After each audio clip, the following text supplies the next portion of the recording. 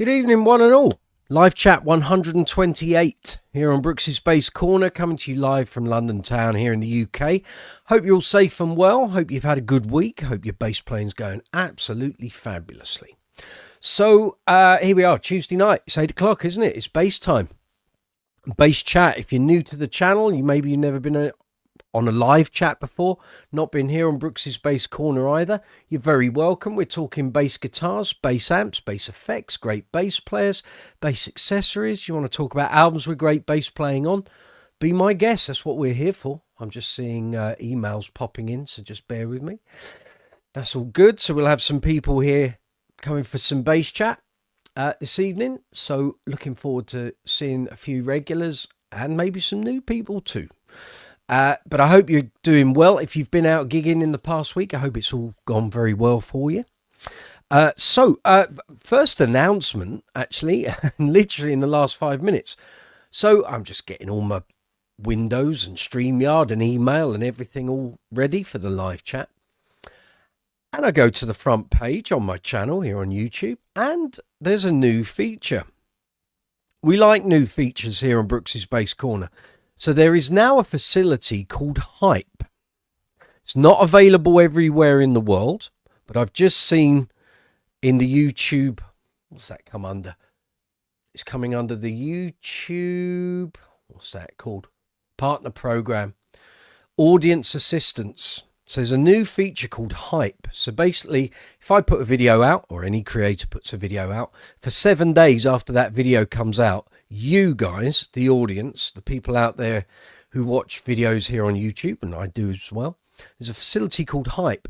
I don't know where it's located. I'm trying to find out where it is on the screen. I'm guessing it's a button, maybe in the icon section where the thumbs up, thumbs down is.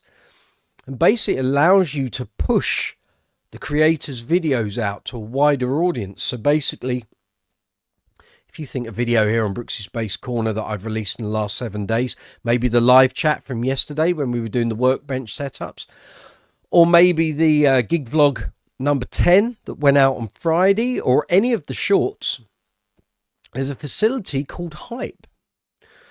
So, I haven't seen it yet. I will endeavour to find out a little more later on. Some of you may already know of it. I don't know. I've been out all day, so I've literally just come in and seen my front page, and there's this feature called Hype. Fans can help you get discovered, says YouTube. In addition to liking your videos, viewers can now hype your videos from the last 7 days, giving it points which may help it land on a new leaderboard with other top videos. Your community can help fuel your success. Allegedly. I will investigate further. But if you wish to hype my videos from the last 7 days and help push the channel and the videos, that would be very much appreciated. So it's a new feature. So we will discover more later. Bill Derbyshire, good to see you. I hope you're well. Hope everything's good. So if you've not been here before, I'll do the very quick sort of 5-10 minute intro. You get an idea how the live chats work. So basically we're here talking basses, bass guitars, bass amps, bass effects, great bass players, anything to do with the world of bass guitar.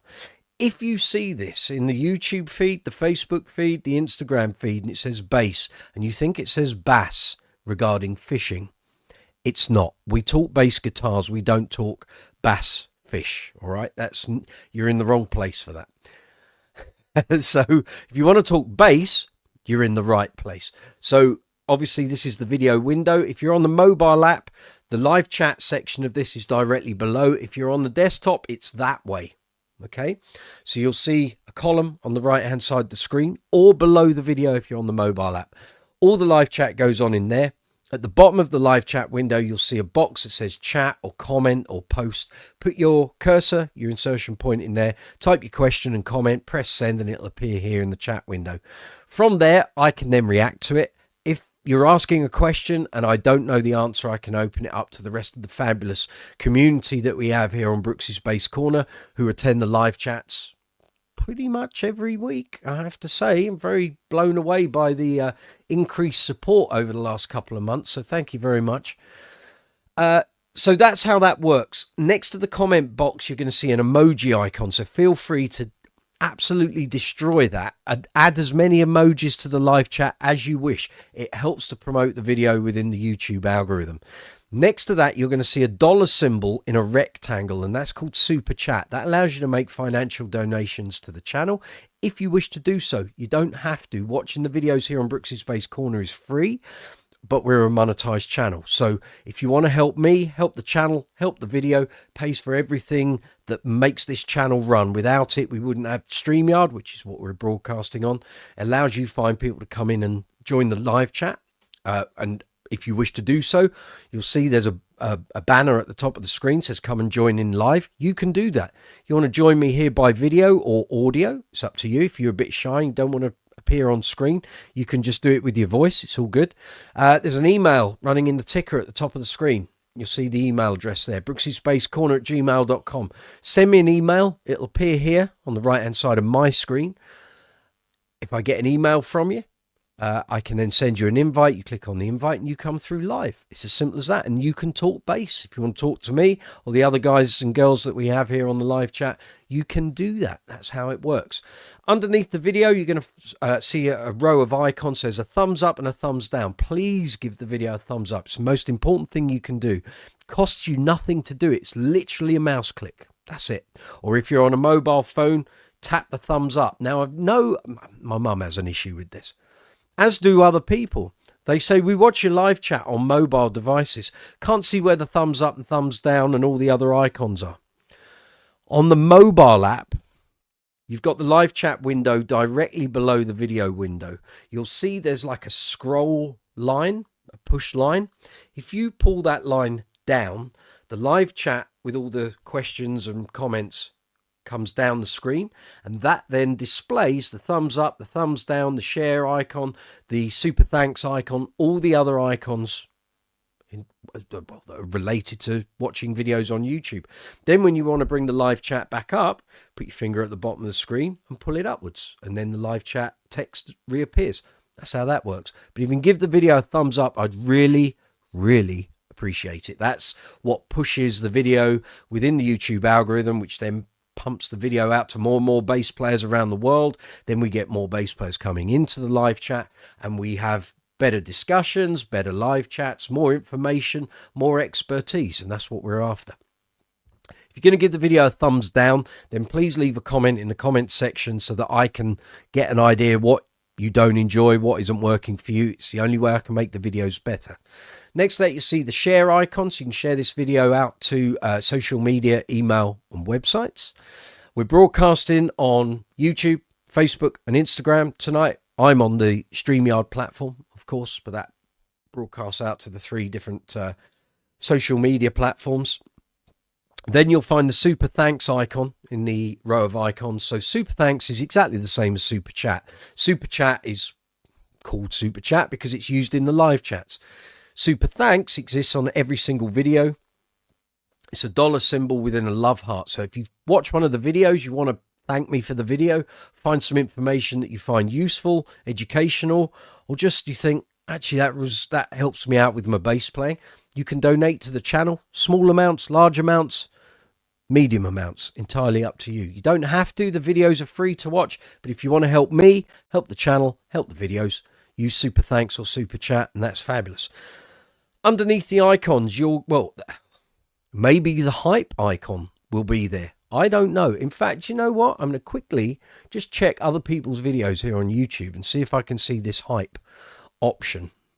So I'll tell you what, let's check out Mr. Pink Bassman's videos here and see if I can see something. Let's have a look here. Young Mr. Millard.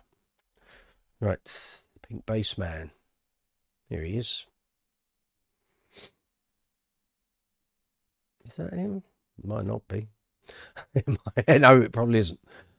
I think we have to go by that handle for his channel. No, he's still not picking you up, is it? Ah, there we are. Right, Pink Bassman Music. Right, let's go on to... I'm just checking one of his shorts. Let's see if that hype option is there. Not seeing it there. Not at the moment. Okay, let's go on to long form. Let's see if we can see some there.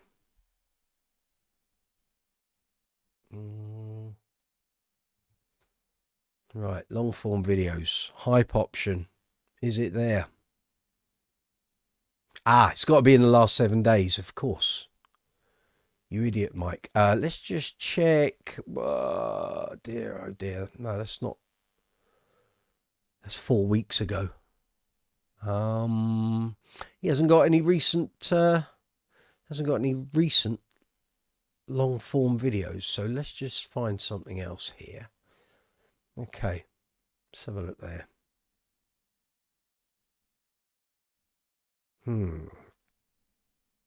No, not seeing it. Need to do more search. Hopefully vidIQ will do something on this. The hype option, the new hype option on videos here on YouTube. Okay. Well, it's clearly not there. So underneath the icons, you'll find description box. In there, you'll find timestamps for this video, which will be live from about midday tomorrow. So if you want to jump through to the various sections that we're discussing here on tonight's live chat, you can do it a lot more quickly rather than have to sit through what could be 3 hours of live chat. You can watch it double speed, of course, and it goes by in an hour and a half. But if you use the timestamps, they will allow you to jump through to the different sections that we're going to talk about. After that, in the description box, you're going to find links for the Brooks's Bass Corner merch. So if you want to help the channel out, all the merch is in there. There's about 170 items, 15 different designs. Feel free to check those out. There's t-shirts, hats, caps, glasses, iPhone covers, iPad covers, all sorts of stuff in there. After that, you'll find affiliate links for the Bass Centre here in the UK, vidIQ, StreamYard, and Top Cashback. Then if you've got any bass-related purchases coming up, whether it's a new bass, an amp, speaker, combo, pedals, accessories, gig bags, strings, anything to do with bass playing, you can help the channel out using the affiliate links in the description box. Find your purchase either via Amazon, Thomann, or ANDERTONS. Put your items in your basket, go through with the purchase, and once you do that and the items are sent to you, the channel receives a very small, and it is very small, affiliate commission. But it helps the channel, helps keep us going.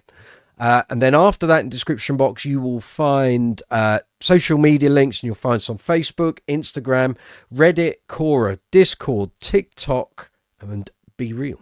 There we go. We are up and running. Right, messages. Mr. Fitton Perkins, I'll bring you to the screen. Hold on. There we go.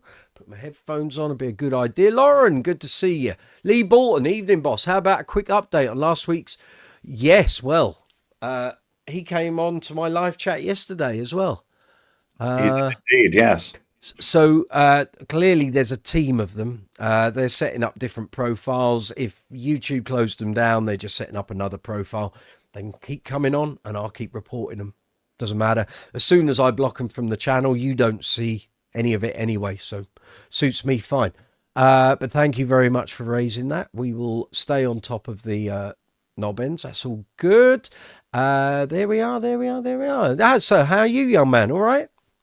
I'm okay, thanks. And you? Very good. Yes, ticking over. It's been a very long day, but all good. I'd imagine, yes. Your throat's a bit parched. After the, sort of quietish. The Red Jazz went yesterday. Yeah. So. Very nice. Yeah. Excellent. Yeah. So good. That didn't hang around long. It only arrived last Tuesday, didn't it? Yeah. Very well done. Yes. Excellent. He'll be very happy with that. Lovely bass. Really, I saw the pictures. Yes. Yeah. So you're thinking of buying Rickenbackers? It's been floating. Explain yourself. I just fancy something different because I do all of the live tribute shows. Right. On, of course, jazzers. Mm-hmm. Keys don't work for me generally. Mm-hmm. So I'm thinking, what about a Rickenbacker? Because it was launched in 1957. So it's sort of right general period for, Everleys and, Buddy Holly and Jerry Lee Lewis. So, yeah. Okay. You how can I put this politely? You're aware of how they sound, how they Yes. growl. Yes. So if you try and get a Fenderish tone out of it, you can go to the neck pickup. I think you're still going to struggle to get Yes. that level of Fender smoothness. That's right. So yeah. up to you if you want to go down flat wound, half wound route. No. Rounds all the way. Exactly. But I think when you mentioned this yesterday on yesterday's live chat, I said, go and watch Dave's World of Fun Stuff videos. I Have you watched the ventured first there? few minutes and he didn't seem impressed. Exactly that. So if you have to make any adjustments or modifications, basically, I suspect you'll be throwing it out the front room window. The bridges are the most horrific pieces of engineering ever. I know. And they are not... The actual say this without getting in a libel suit. Hold these sort of big actual sort of metal thing on. It's they have springs under them and things, and it's all a bit mad, isn't it? It's awful, and you can't adjust the height. You basically have to cut the grooves deeper in the set, and so unless you find one and it's exactly how you want it, I think probably you're going down. Well, Jamie will reinforce all of this because we've discussed this several times before, but it can be a bit of what's the word? Pick your words carefully because I don't want Rickenbacker chasing me in the court. Dinner. You will need a lot of patience. Yes, and I'm very sort of set it up when it's done, and it's just actually maybe you just need to take the plunge, buy one, and see how you get on, and maybe you'll find the bass of your dreams. No, I suspect you won't. I, for instance, this morning I got the S2 and the Stealth out, and it was a case of this is it. Yeah. Well, this is it. That's a world away from what a Rickenbacker is going to be. So I love Chris Squire. I love that Rickenbacker tone. I can't get that tone out of a Ricky, and Lord knows hundreds of thousands of bass players have bought Rickenbackers thinking they're going to sound like Chris Squire. It don't happen that way. So you're right. I suspect you will buy one, and then it'll be never again. Soon after, but you might get lucky if it's a pre-owned, someone might have set it up beautifully, and you don't have to do a thing. Oh, true, I mean, the look of it, I get the look, I get the aesthetic thing. I understand the traditional impact in terms of how they look and the players that have played them. But for me, knowing that I'm not going to get a Chris Squire tone, not that I'm in anything that I could ever use it on. Well, true. I'd just be buying it for the sake of buying it. I don't have the patience for that. And, it's, if I buy a bass and it's going to need modifications and setting up, and I want it to be easy. I don't want something that's going to be a nightmare. For example, the T-bass, which you think, okay, it's got Status monorails. It's the only bass that Status ever produced with brass fixing blocks underneath that stop the saddles from moving backwards and forwards. The problem is you over tighten the screw, as the previous owners to me. The bass was 7 years old. All 4 brass fixing blocks were cracked and broken. You can only get them from Status. You can still buy them on the Status site, but as and when Status stop, you can't get them again. That's right. So I'm very careful now that I've set that bass up, and hopefully I'll never have to touch it again. But if I broke those blocks, I'm knackered. So it's that sort of level. When it comes to fiddling, you just want easiness. You don't want absolutely. You're going to be agreed. Like I say, drives you up the wall. It's going straight out the front room window. Absolutely. Lee Borton, Dave's World, that mystical. Yes, exactly. I love Dave. I think Dave's fabulous. I've learned so much of what I do on the workbench, like you saw yesterday, from him, from watching his videos, writing it all down, getting that knowledge. There's a guy that is basically like Nick Smith, all that information up there. Nick didn't get it down on paper or on video. Dave does. It's all there. It's a mine of setting up information and how to do things. And, you know, when a bridge needs to be set into a body, how do you do that bit of wood to removing that degree of timber from the body in order to get that bridge set? It's all of that. You only learn that by doing it or working in a luthiery or working at a guitar store, and you go on, well, sometimes you get sent out on guitar setup courses and that sort of thing. But literally everything I do on my workshop videos, I learned from that, and watching people like Bernie Goodfellow and Chris at the Bass Centre, and just sitting there drinking coffee and watching them set basses up. You pick all that sort of stuff up. I see Bill Derbyshire, if you sent me a request, you have. There we go. Let me Bill's on his way. Request. He is. Old Smiler. Good. Yeah. There we are.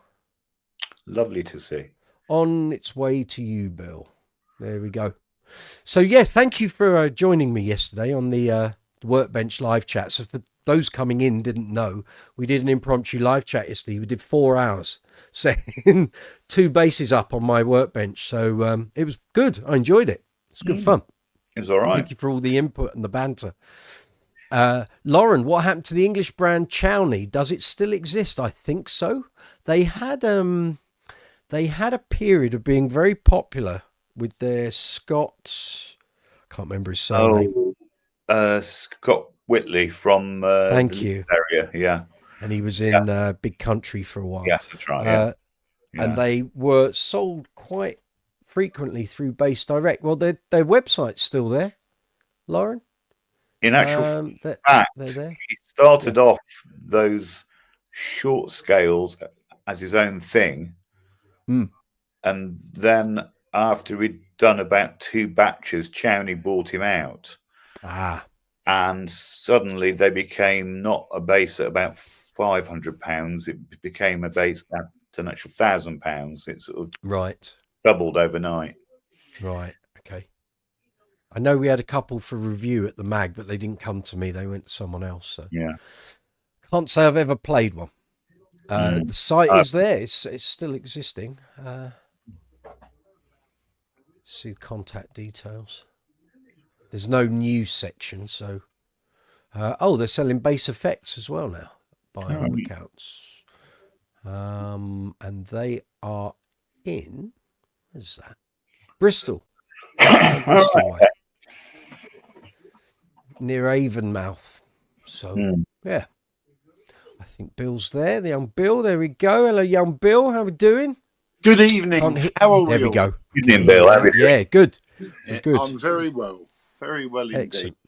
I'm fascinated with the whole Rickenbacker conversation. Good man. I really don't get it. I've played the copy many years ago when I was first at school. I had a jazz copy. My mate had a Ricky copy, and neither of us liked each other's basses. I actually played an old one, probably a 70s one in a jam session in the early 90s, and then a friend of a friend got a brand new one in about 2009 or 10. And it was completely different. It was like, oh, I sort of like this. I mean, I agree, like the sound and stuff, if that's your thing, but they look clunky to me. No, it's not. They are. But, no, it's just, I just never. I mean, I like the old sort of semi-acoustic, not the old. Those sort of things, like they look nice, but again, it's the price of them and all. They're just, they've rocketed up. Yeah, I did a review of one at the Great British Bass Lounge back in 2018. I was talking to Jamie about this a couple of weeks ago, probably a couple of months ago, actually. Let me just call up that review. I can give you the price then. So this is pre-COVID. About 1900 at that point, weren't they? around there? Well, this was a particular colour. So is that the page I want? It is. It was. The colour was midnight. Oh, I need to scan that in, Michael John. Hang on. Let's open it up. Why we use such a small font, I've got no idea. Right. It was called Midnight Blue, gloss finish, maple body, maple neck, rosewood fingerboard, 20 frets. American made, £2,349. Mm. Yeah, That was then. Yeah. Well, now the new one's about 2.6 or 2.7 around there. Yeah. Let's have a look. Rickenbacker Basses. Don't think you can get that colour, obviously. Yeah. I mean, it's a lot of money. I mean, I played a gig Saturday. Yeah. I played a gig Saturday night with a bass I put together. Good man. And it confused everybody because I've got a left-handed neck on a right-handed bass. So excellent. Man of taste. I would actually, given a choice at that sort of price, I'd be buying something used, something which begins with S and ends with S. So yeah. So at the moment at Andertons, a similar bass, although you can't get the blue, is between 2,800, £3,000 and 2,400, depending what finish, and also whether it's got the stereo thing going on. Yeah. And they're all on pre-order if you want one. They've got one in stock, which is 2,800 stereo 4003 in a maple glow. Yeah.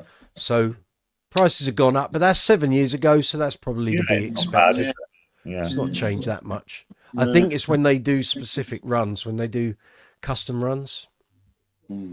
That's probably when the old prices go up a bit, I think. Lauren, you're saying, okay, we're talking about the Chowney basses. I think the first ones were made in England. Not sure, though, then in Indonesia. Are passive Jaydees worth? Do you mean are passive Jaydees worth it, or what are they worth? Put some more meat on those bones, Lauren.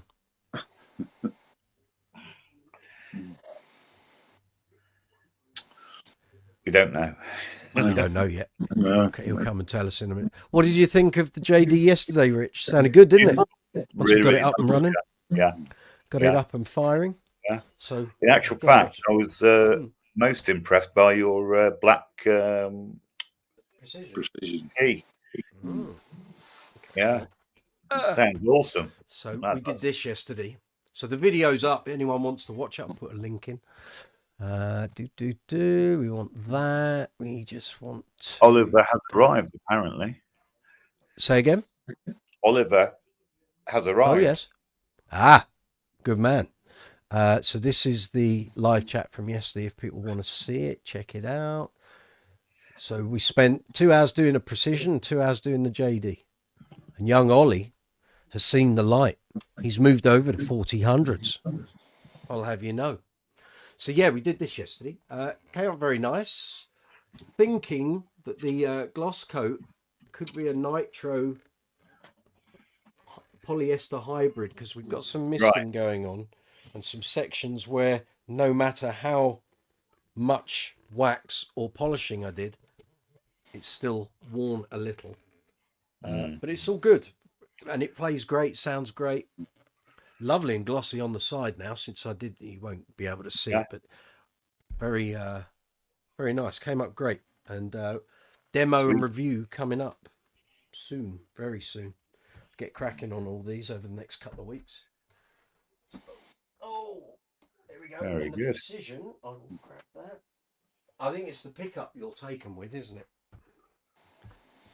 Is it the pickup you were taken with most? Or just the bass jet? You don't like peas? No. I've only... And yet you like this? I only settled with one for a while, and that was the first generation of the American Pro. Right. This is just a standard Mexican. Nothing special. But it has pickups in it by... That's it. Aguilar pickup. Wilkinson bridge. Just gold controls, gold string tree, hip shot. That's just, it. Nothing. Good. Yeah. Nothing else. Sounds totally different to all the other Ps I've got. So yeah, here we go. Oh, or at least someone's. it did. No, that wasn't me. No, that was me. That was me. That was Bill. I was just getting. This is the one I played on Saturday. The one I made up myself with the left-handed. All right. Neck. Why not? Yeah. Yeah. And I tell you, it sounds. There's nothing special. It's a standard sort of Mexican precision that I bought from a cash converters, and I just I don't know. I got it from cash converters. It can be done. It was up for 200 quid. Ha! Excellent. But annoyingly, the guy who just sold it had just gone in with it, and you know, you followed him in. I literally followed him in. He sold it, and I bought it straight away. And he goes, "Well, we could have just done this outside," because he saw that I was buying it and waited outside.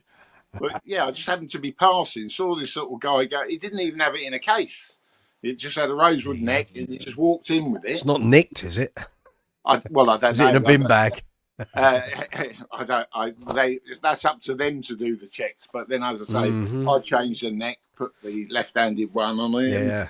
And it just we played a small pub in Hunstanton Saturday night. Mm.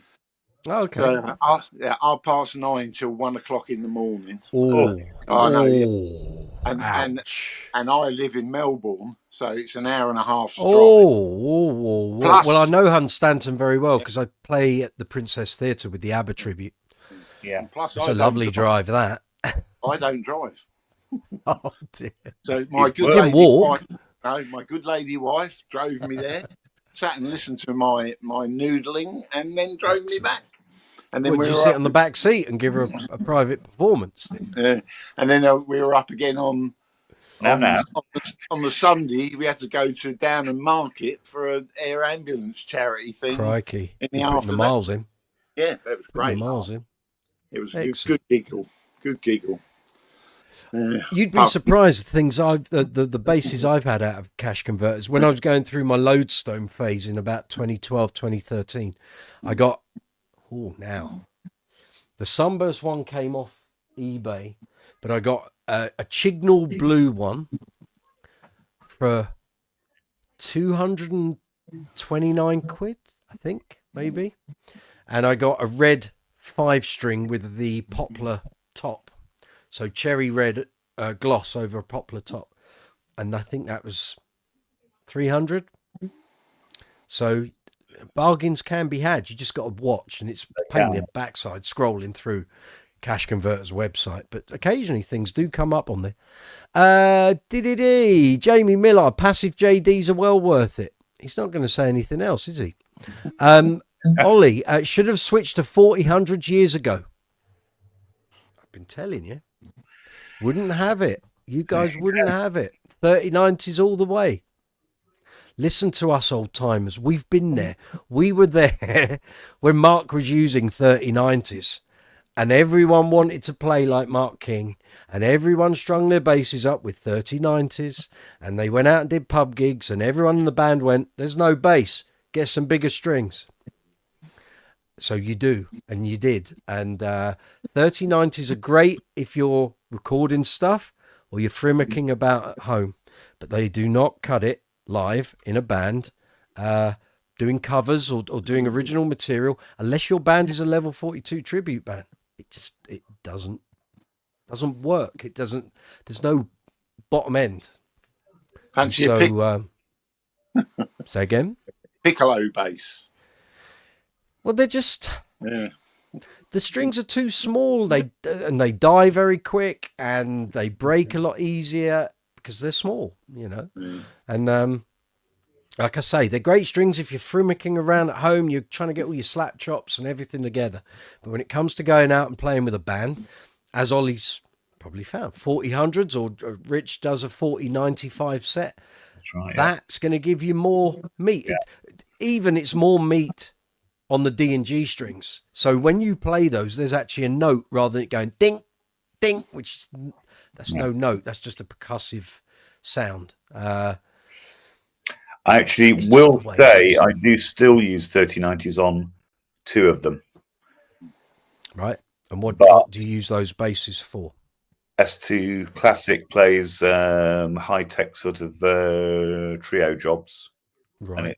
it's fine on them. Okay. And the other one that uses them is the Stealth. So yeah. Okay. Yeah. All right. But That's the way you want it. but I will agree. All of the others, my Jazzers, my Ray, all of them, Yeah. 4095. Anything that's not really classed as bass exotica, light gauge strings, ain't That's gonna right, do it. Yeah. I remember Alex Carter used to put 3090s on a Stingray, and he was like, "That ain't happening. It's Will not work. horrible. No. It's just loads of top end and nothing else." And it's like, Yeah. well, that's what the strings are like that. They're very small. There's not a lot of vibration going on there. There's a lot of material. And it's the material on the string that's going to give you your bass tone. You can have all the preamps and EQ you like, but fundamentally it's coming from the strings through the pickup, through the preamp, and out to what people hear. So if you start with something very small and tinny and treble biased, that's predominantly what your tone is going to be. I hate it.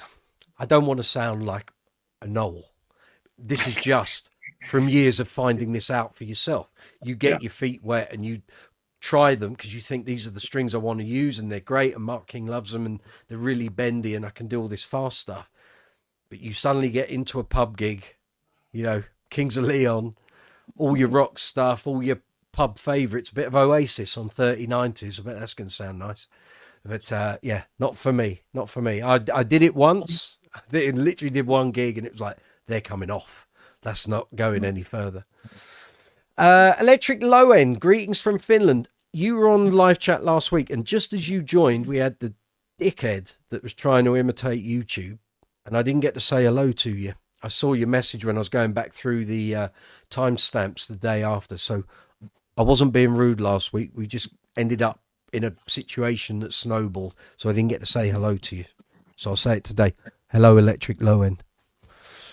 Yeah. So how? Here we go. What's he put? Yeah. Ollie, you. The word Jaydee summoned me. There we go. Now I know you're using the Darios, Ollie. What have you gone for? Nickels, steels? What's the preference? What you gone for there? And what made you go for Darios? Price? Other people's comments? What's the? I'm not trying to move you on to another brand. Just intrigued to know why you picked Darios. Yeah, here we go, Mr. Sponsorship screen, bottom left. If only, yeah, that'd be good. At that price, definitely. Yeah, I buy loads of these. Well, you'll be using the Brooks's Bass Corner string deals links when they're all up and firing. Yeah, yes, please. There hasn't been any actually on Amazon for a while. It's been a bit intermittent, but I will check that out over the next couple of days. I like bass centre stadiums and Yeah, good. Yeah, Leeds. Good enough for Guy Pratt. It's good enough for me. Tell you what, I've been really impressed by. I've put on my main S2 a set of these. Oh yes. VHS. They are phenomenal. They're really good. Yeah. Gauge? Yes. 3090s. On my S2, yeah. I will say that I do compensate for the 3090s in one way. What's that? The S2 has a very nicely balanced set of chosen preamp frequencies. So on the S2, I can comfortably run the preamp on the high and low flat out. Okay. So it sounds thick and, huge. So that's status. It is. That's why we use them. Unfortunately, and of course, any others preamps are sort of just a touch above center. Oh yes. because Oh yes. otherwise it's, you know, harsh and awful. Yeah. Yeah. Too much. Not brittle, but yeah, harsh is a fair description. Yeah, it Ollie, I is. picked them up on a whim in a music shop while on holiday. I think they're nickel. I just wanted some heavier strings. Well, there you go. If you think that's your gauge, well, now you've used light gauge, you've used 4000s, and you will be able to decide whether you want to go in between the two for 3595s, or even, certainly on the Jaydee, you may find you want a slightly lighter E string, in which case you might go towards Rich's preferred gauge, 4095s. Yeah. Or you can get custom sets done. There are various string manufacturers will do that if you want to get into that level of detail.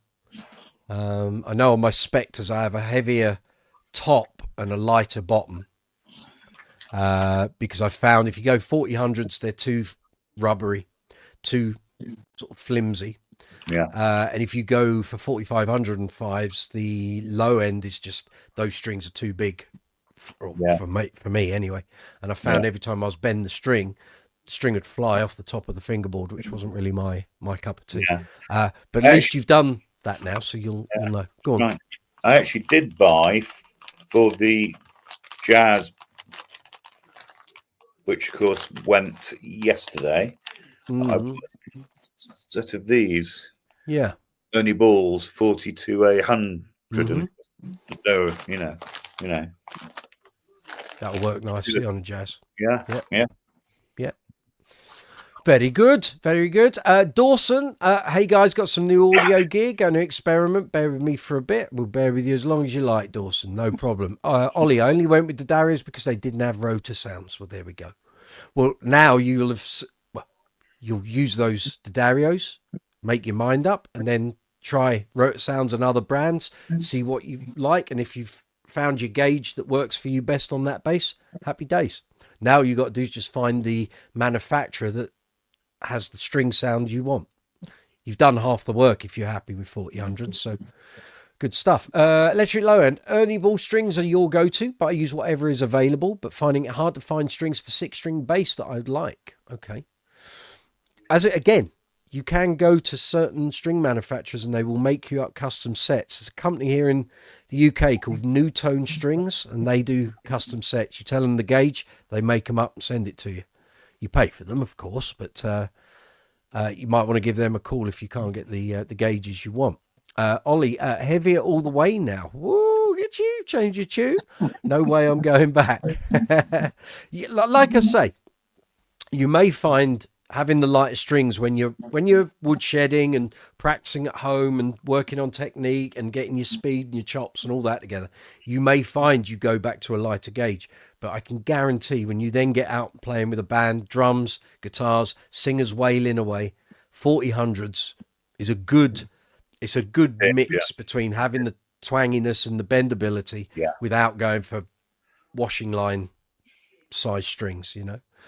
You might go up to 4505. Well, I'll tell you what, your Jaydee would thank you for that, but you will lose the twanginess and the bending if you go for those, unless you buy strings with exposed cores.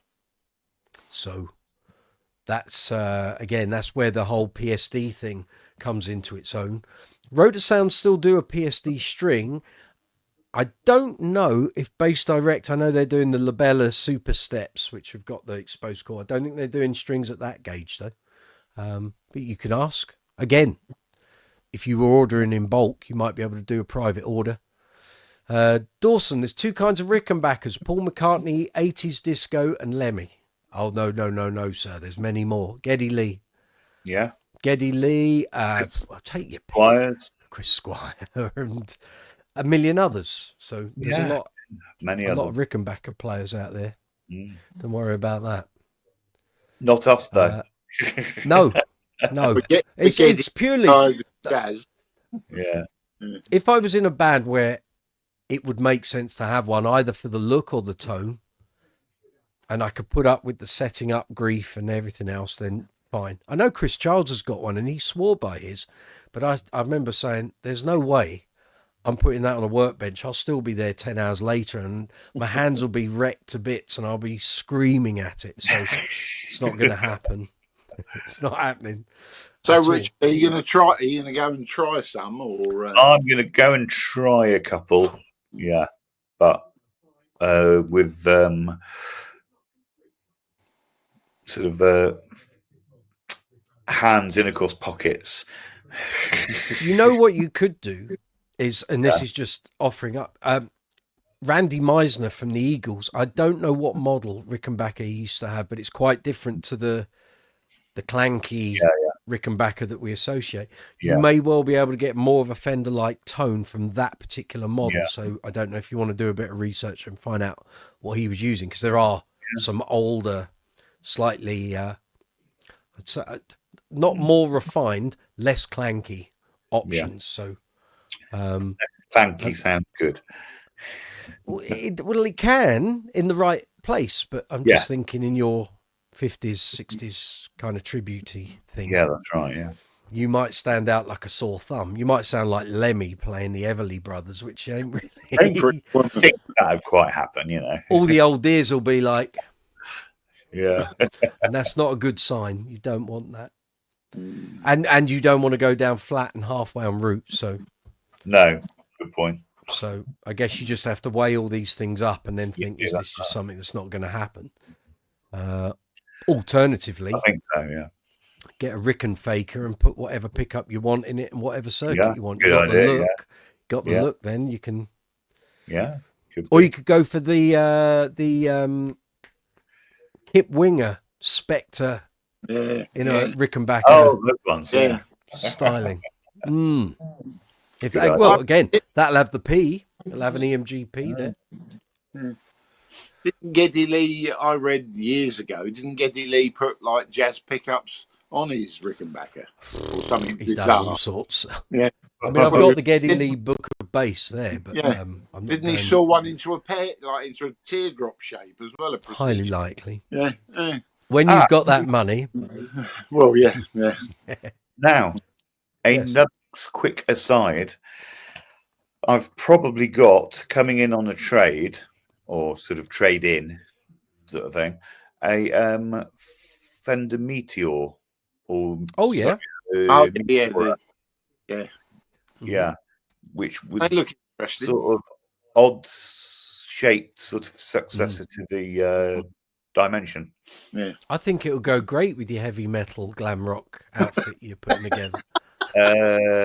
Yeah. No hair and no platforms, mate. It's an interesting colour scheme on that. This one is the light blue one. Oh, okay. Let's have a little look. See how this looks. Shall They come in 4 colours. There's the weird red, orange, and yellow one, which they call Tequila Sunrise. Yeah, there's an Ultra 2 version which is in like a lime yellow with a black plate. No, this is the Player Plus one. So it's got the actual preamp in it. I can see it. Yeah, it's like a Lake Placid blue with a white plate. Almost. Yeah, that's right. Yeah. That's nice. Yeah. 995. Yeah.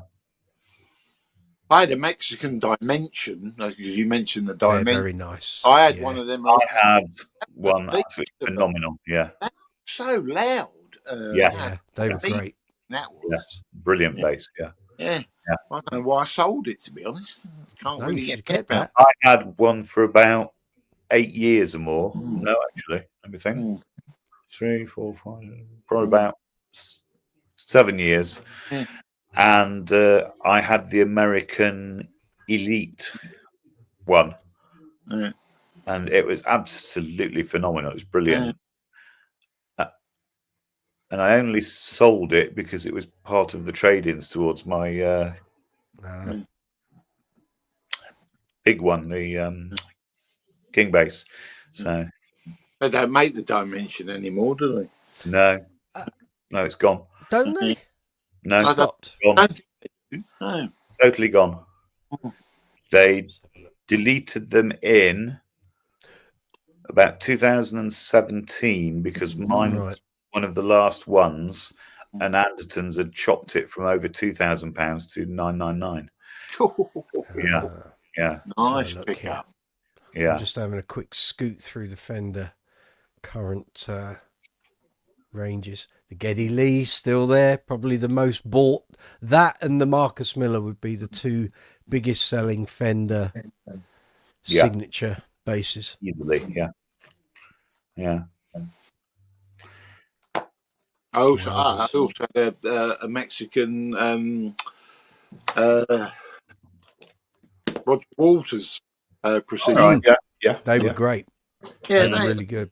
And yeah, I sold that. Why did I sell that? I don't know, but Bill, you're going through gear like it's going out of fashion. These are all the basses I reviewed. Did you read the review and then go and buy them? But possibly. Because I remember doing the Dimension review. That was at the gallery, and I think Yolanda Charles had got one like a month or two early. Yeah. I saw her using one at the bass show. That's right. In London. Yeah. I did. I remember in the orangey red in the KN. Yeah. I remember pulling that Dimension off the wall, playing it and thinking, wow, it's really Stingray like. And double pickup Stingrays had only been around for about 6-7 years at the time. And I thought, I wonder how this compares. That Dimension with the two pickups, two humbuckers, blew the twin pickup Stingray out the water. I was like, wow. They were brilliant. Seriously good.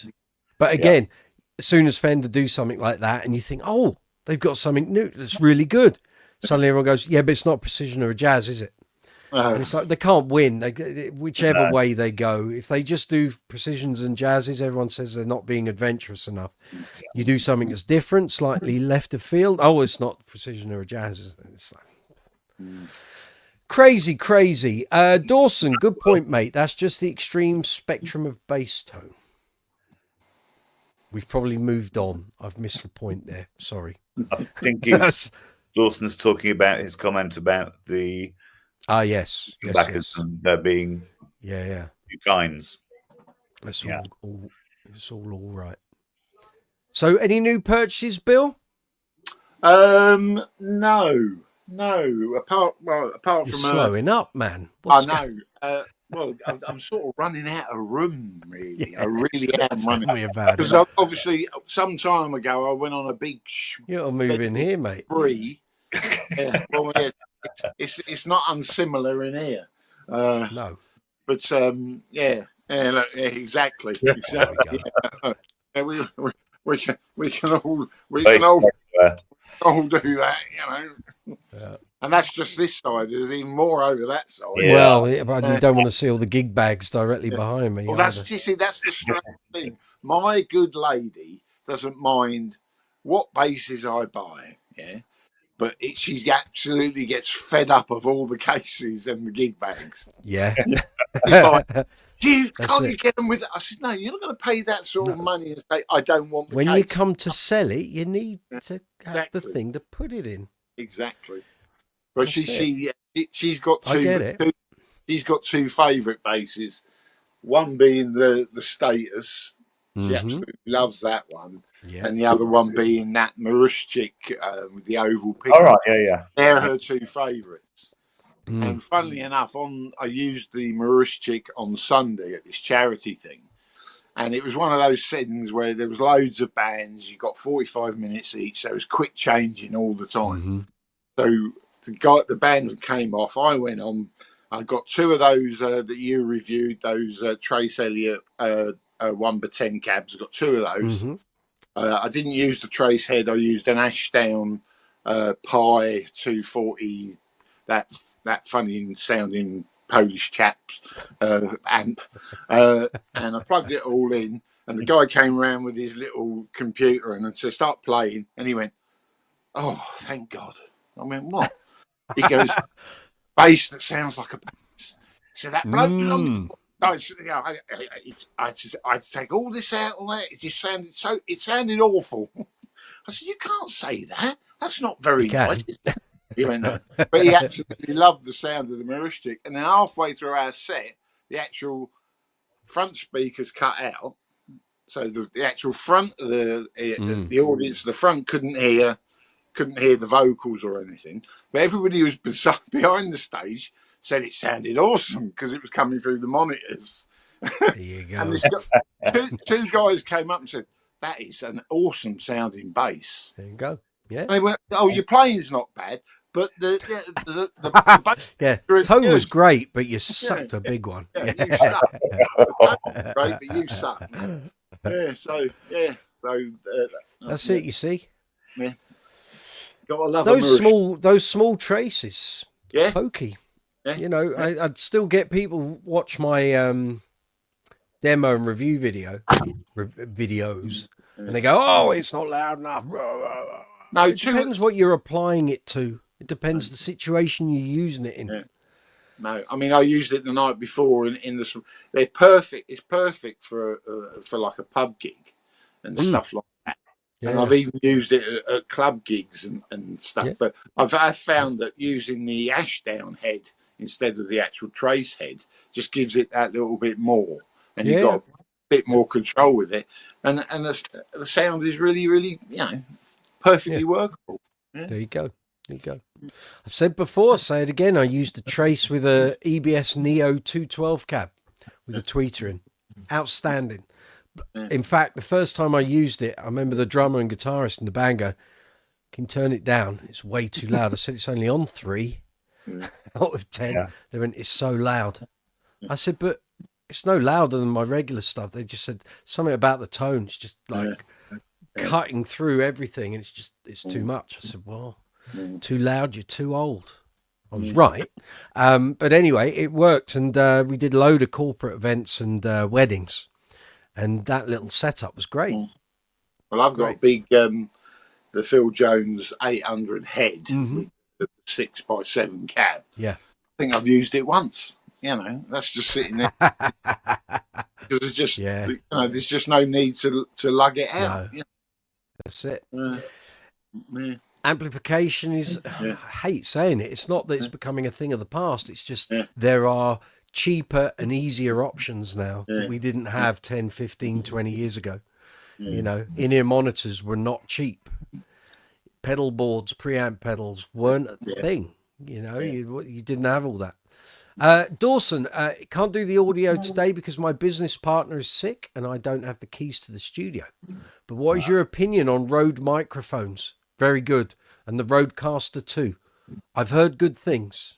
Any Rode gear is pretty good, to be fair. The only way when it comes to buying microphones, I know I've got the Shure SM7B here. It's an industry standard. But when I was looking to buy that or something else, really, I should have gone out and tested some. I just didn't have the time. I was producing content at a rapid rate. And the sound man in Uncle Funk just said, just buy a Shure SM7B. You won't regret it. It's the microphone of choice for the bulk of creators. Studios, professional studios use them. Just buy one of those. You won't have to worry about it. So that's why I went for this. But the Rode stuff is all very good. My stand here is a Rode. This is a Rode content stand. So yeah, Gareth Harrison, good to see you. How did your gig go yesterday at 2 p.m? I didn't hear from you on the live chat, and you did say you would be on a gig from 2 p.m. So fill us in, my man. Let us know. So I got a very busy week this week. So I did a gig Saturday. Tomorrow we got Uncle Funk doing a joint birthday in Saffron Walden. Thursday off to run Decades of Dance, and I can see my notes there, so I need to be digging those out. Friday we got Decades of Dance at the Beam Theatre in Hartford. Anyone wishing to attend, 30% off the ticket price. Not our doing, it's the venue's doing. They're on their first anniversary of opening, since the theatre was refurbished and redone and all that. All shows, I think, for a period of a month, middle of August to middle of September, 30% off show tickets. So if you want to come see Decades of Dance on Friday, we're doing our 2 hours of dance from the 70s right up to current day. Tickets are 30% off. It's a good show, good theatre too. Gareth, went well. It was my acoustic trio. Excellent. Very nice. So that on Friday, and then Saturday we got Uncle Funk in Herne Bay at Strode Park, where we've played for years. I know the old version of the band used to play there. We didn't play there last year. They gave us a year off. So we're back with you on Saturday, but the weather's not looking particularly fab. No. So Okay. we'll see how we go. I'm actually due to be playing outdoors in a trio on Friday night. So, yeah. Take a brolly. Wellies. Huh? Take Bring a brolly. wellies. Yeah, take a brolly. Oh, great. That's all I need. And then I've got another localish job with the tribute show in the Nottingham area in Clifton. So, yeah. Oh, okay. Yeah. You understood what we said yesterday on the live chat about Nick's Bash. So you're in Leeds. So are you coming for Nick's Bash, or are you coming for the bite to eat afterwards? I'm coming for the bite to eat afterwards because I have a weekend of a Friday, a Saturday, and a Sunday. But Sunday one is in the Leeds area. Okay. How long will it take you to get from Leeds to Peterborough? It's a good 100 miles.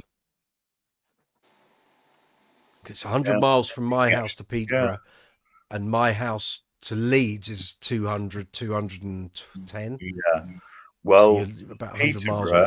So it's whether you think coming down for a bite to eat is worth driving 200 miles. So. No, it's I'm just trying to think. From here, Leeds is about 60 miles from here. So, and the last time I played in Peterborough at the Cresset Theatre recently, it only took me about 45 minutes to get there. Oh, okay. I see. You're coming from your gig back to your home and then to Peterborough. No, I'm actually. You're going to come straight from Leeds. Past. Yeah. Right. Okay. Yeah. Okay. Well, we'll know on the day how long we're going to be hanging about for. And there's also the curry in Birmingham on the Friday before. There is on Friday. Yeah. Again, I don't know the timing of that at the moment.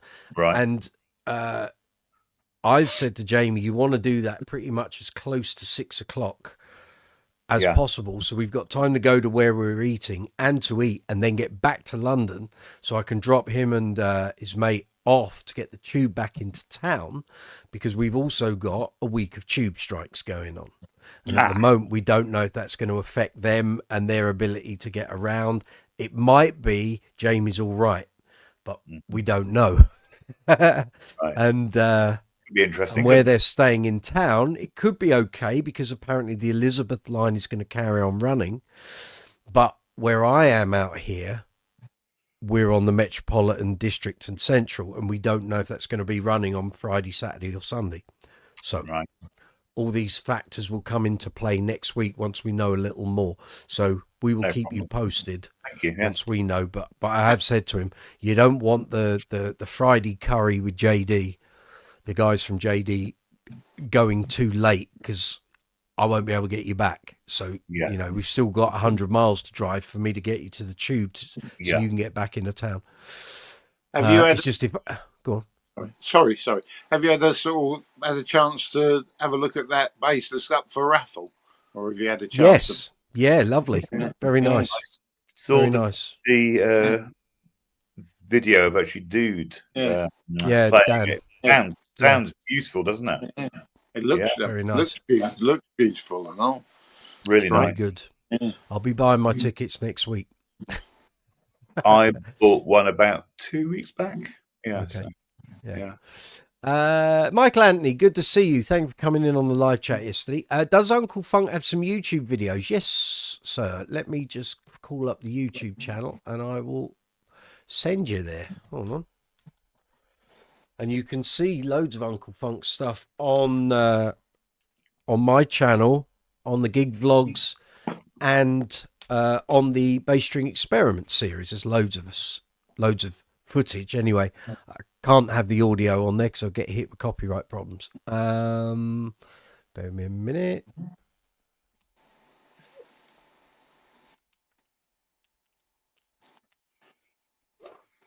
There we are.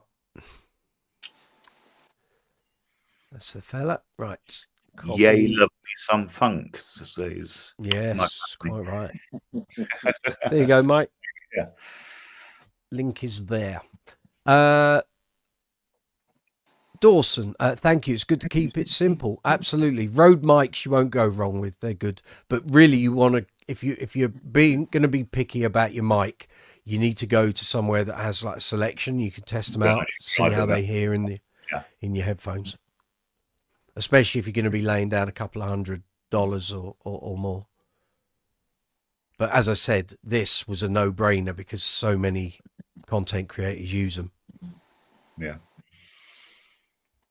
And I got a good price at the time. They started to go up in price just as I bought it. So actually, all right. While I think of it, talking of audio, mm-hmm. I need to try my inner ears. Okay. Which are linked to the MacBook, so that's okay. Mohit Sunil, good to see you. Welcome back to the live chat.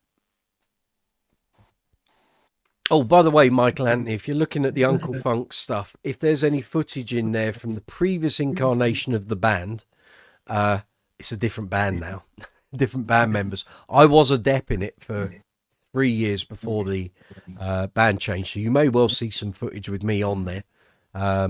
But all the footage in the black with the headpieces and all that, that's since 2020. So all the stuff in the white and the wigs and all that, that was the previous version of the band, not to be confused. And yes, they did used to play at Glastonbury. They did two or 3 years, I think. So all good. So yeah, last night I got to watch Alien Earth, and I've read so much online about it, and some people slating it, some people saying it's great, what have you. I was really disappointed.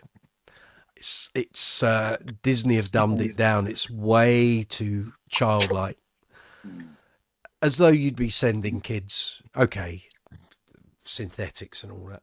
It was a bit disappointing. I've grown up with Alien canon since I was 7 years old, and that was about the least scary version of an alien film or program I've ever seen. It's not good. If anyone wishes to come on and contend with that viewpoint, feel free. We're up for debate. But I was really disappointed. So episode 4, I think, is tomorrow or Thursday. We'll wait and see if it gets any better. But first 3 episodes, no. The good bits were really good, but there were far too few of those and too much padding. A lot of dross. And it does feel like Disney have just dumbed it down. It's like they've tried to make it into like a kid's teenager thing, but with a high, parental guidance rating or whatever. It just didn't work. The stuff with the actual alien was great, but yeah. And after all these films, and you've seen it all, and there's been Marines with guns and they can't even shoot them, and that girl manages to spear one of them with a meat hook. Yeah. How did you do that then? Yeah, how come no one else has ever been able to do that? How bizarre. But there we are. So that's my view on that. I caught 3 episodes of it last night, and it was very disappointing. Dawson, that Bonnie Tyler performance with your bass was great. Thank you very much. There's 5 tracks up there. That was from the dates in Melbourne in 2006.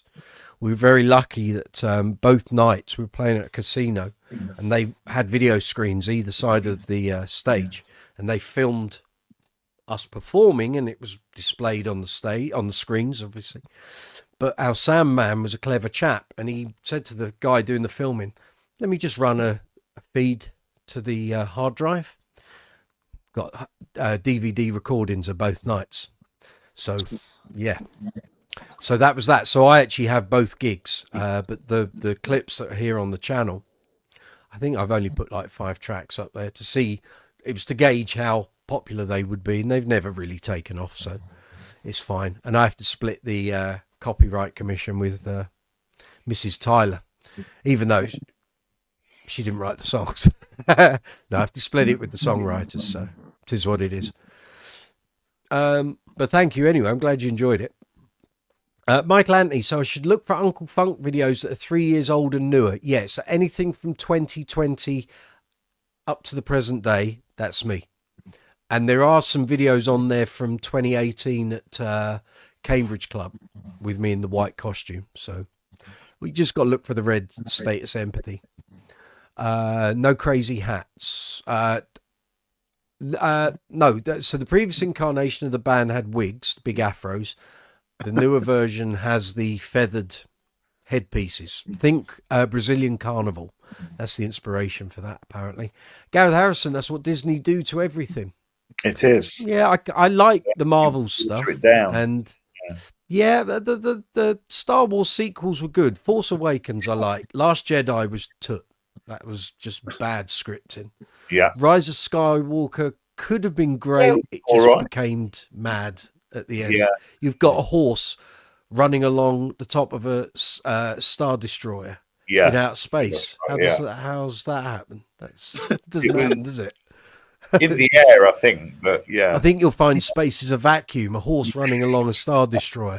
That's not happening. The horse wasn't in a spacesuit then. It was a rocking horse, Bill. Mohit, I want to ask which Led Zeppelin songs have the hardest bass lines to play. For me, it's the Wrathchild.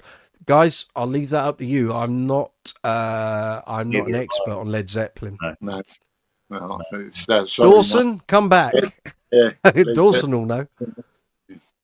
I'm not an expert, Mohit. Sorry. The Zeppelin thing. Interestingly, same sort of time period. Which of the Doors tunes is actually best for playing?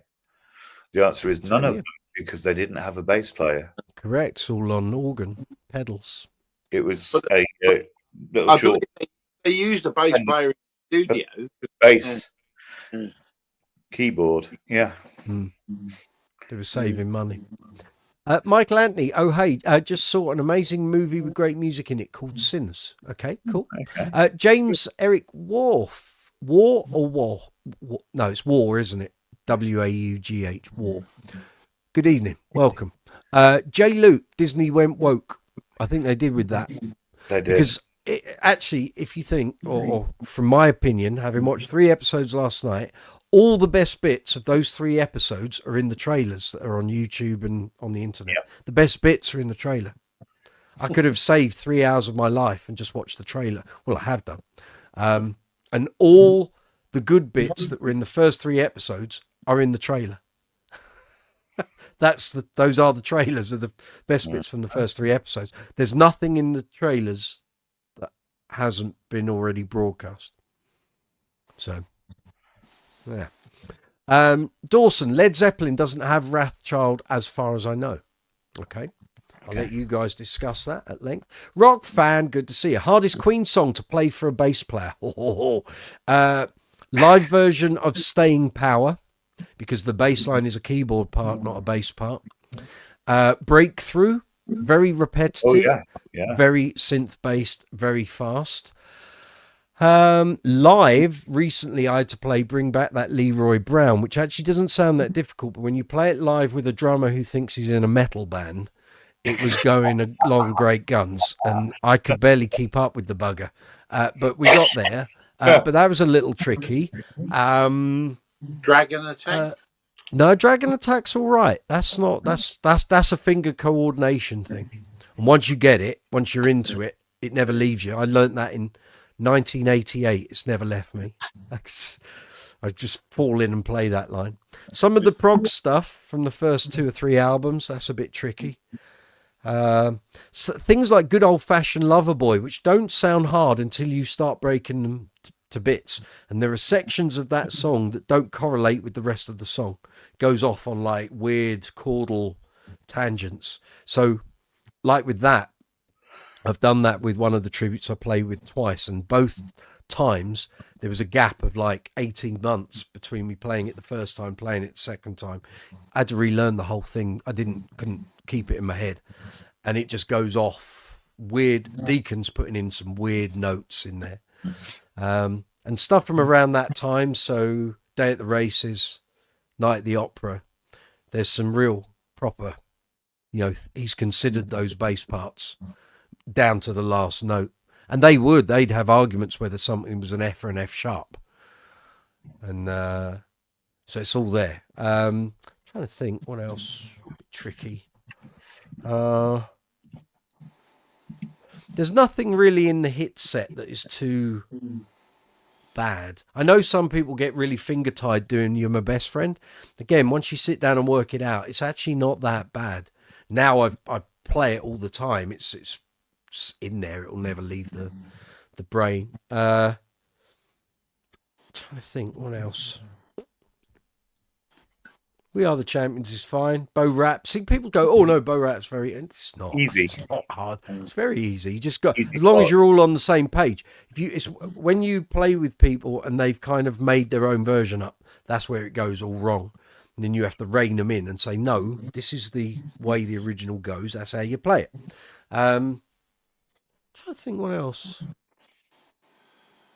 Albums wise. Live, the fast version of We Will Rock You, when your people are pumped up, that can be a little frenetic. But Staying Power is live. The 1982 version is mental. It's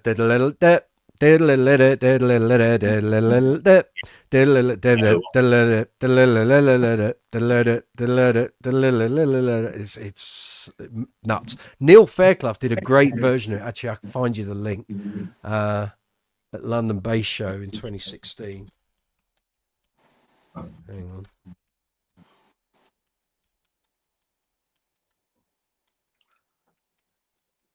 He's the only bass player connected to Queen that's played it live. Ah, here we go. Oh, you had all of 12 seconds. That's good.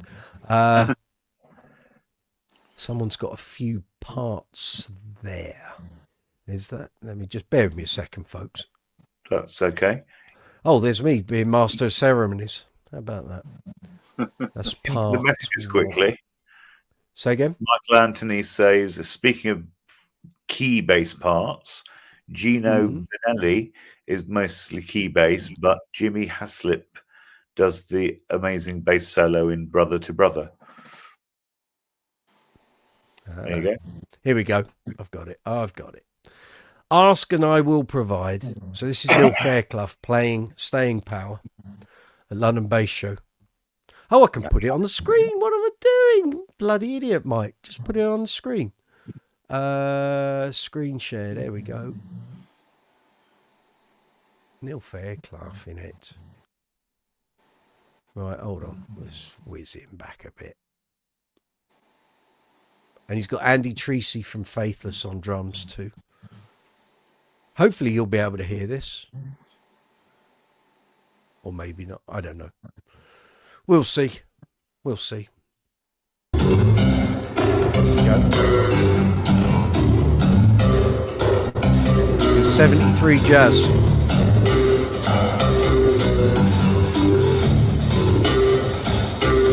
Down. You've got a phaser on there. Yeah. Because he was doing For the Love of Money by the OJs.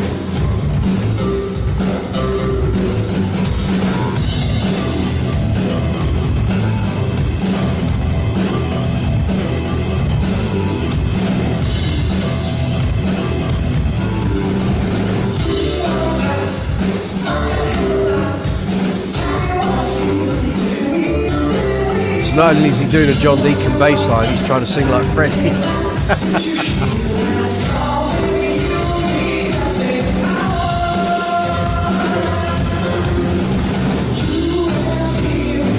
He's got an octaver on it as well.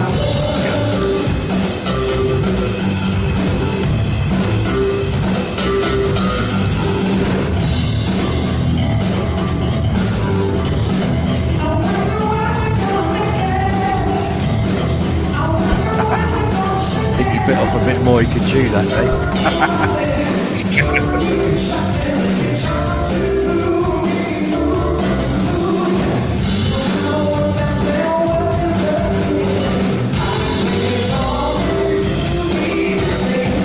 Doesn't last long.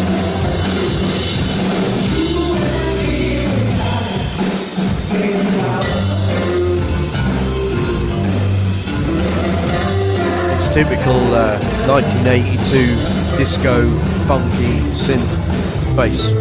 Yep. Which is why Deacon didn't play it live. He was doing rhythm guitar. Keyboard player was playing it.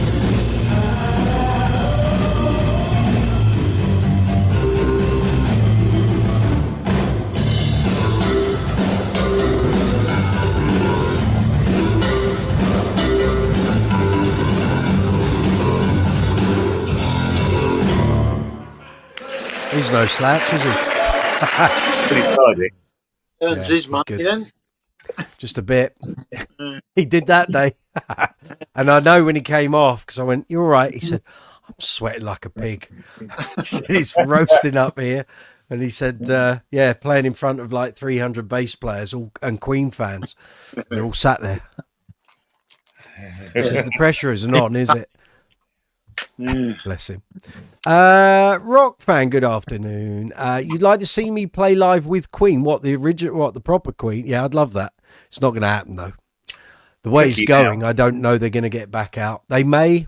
Neil's not divulged anything to me, so I'm sure they'll do one last hurrah, but whether that's a tour or not, I don't know. I don't know anything. I've not been told anything.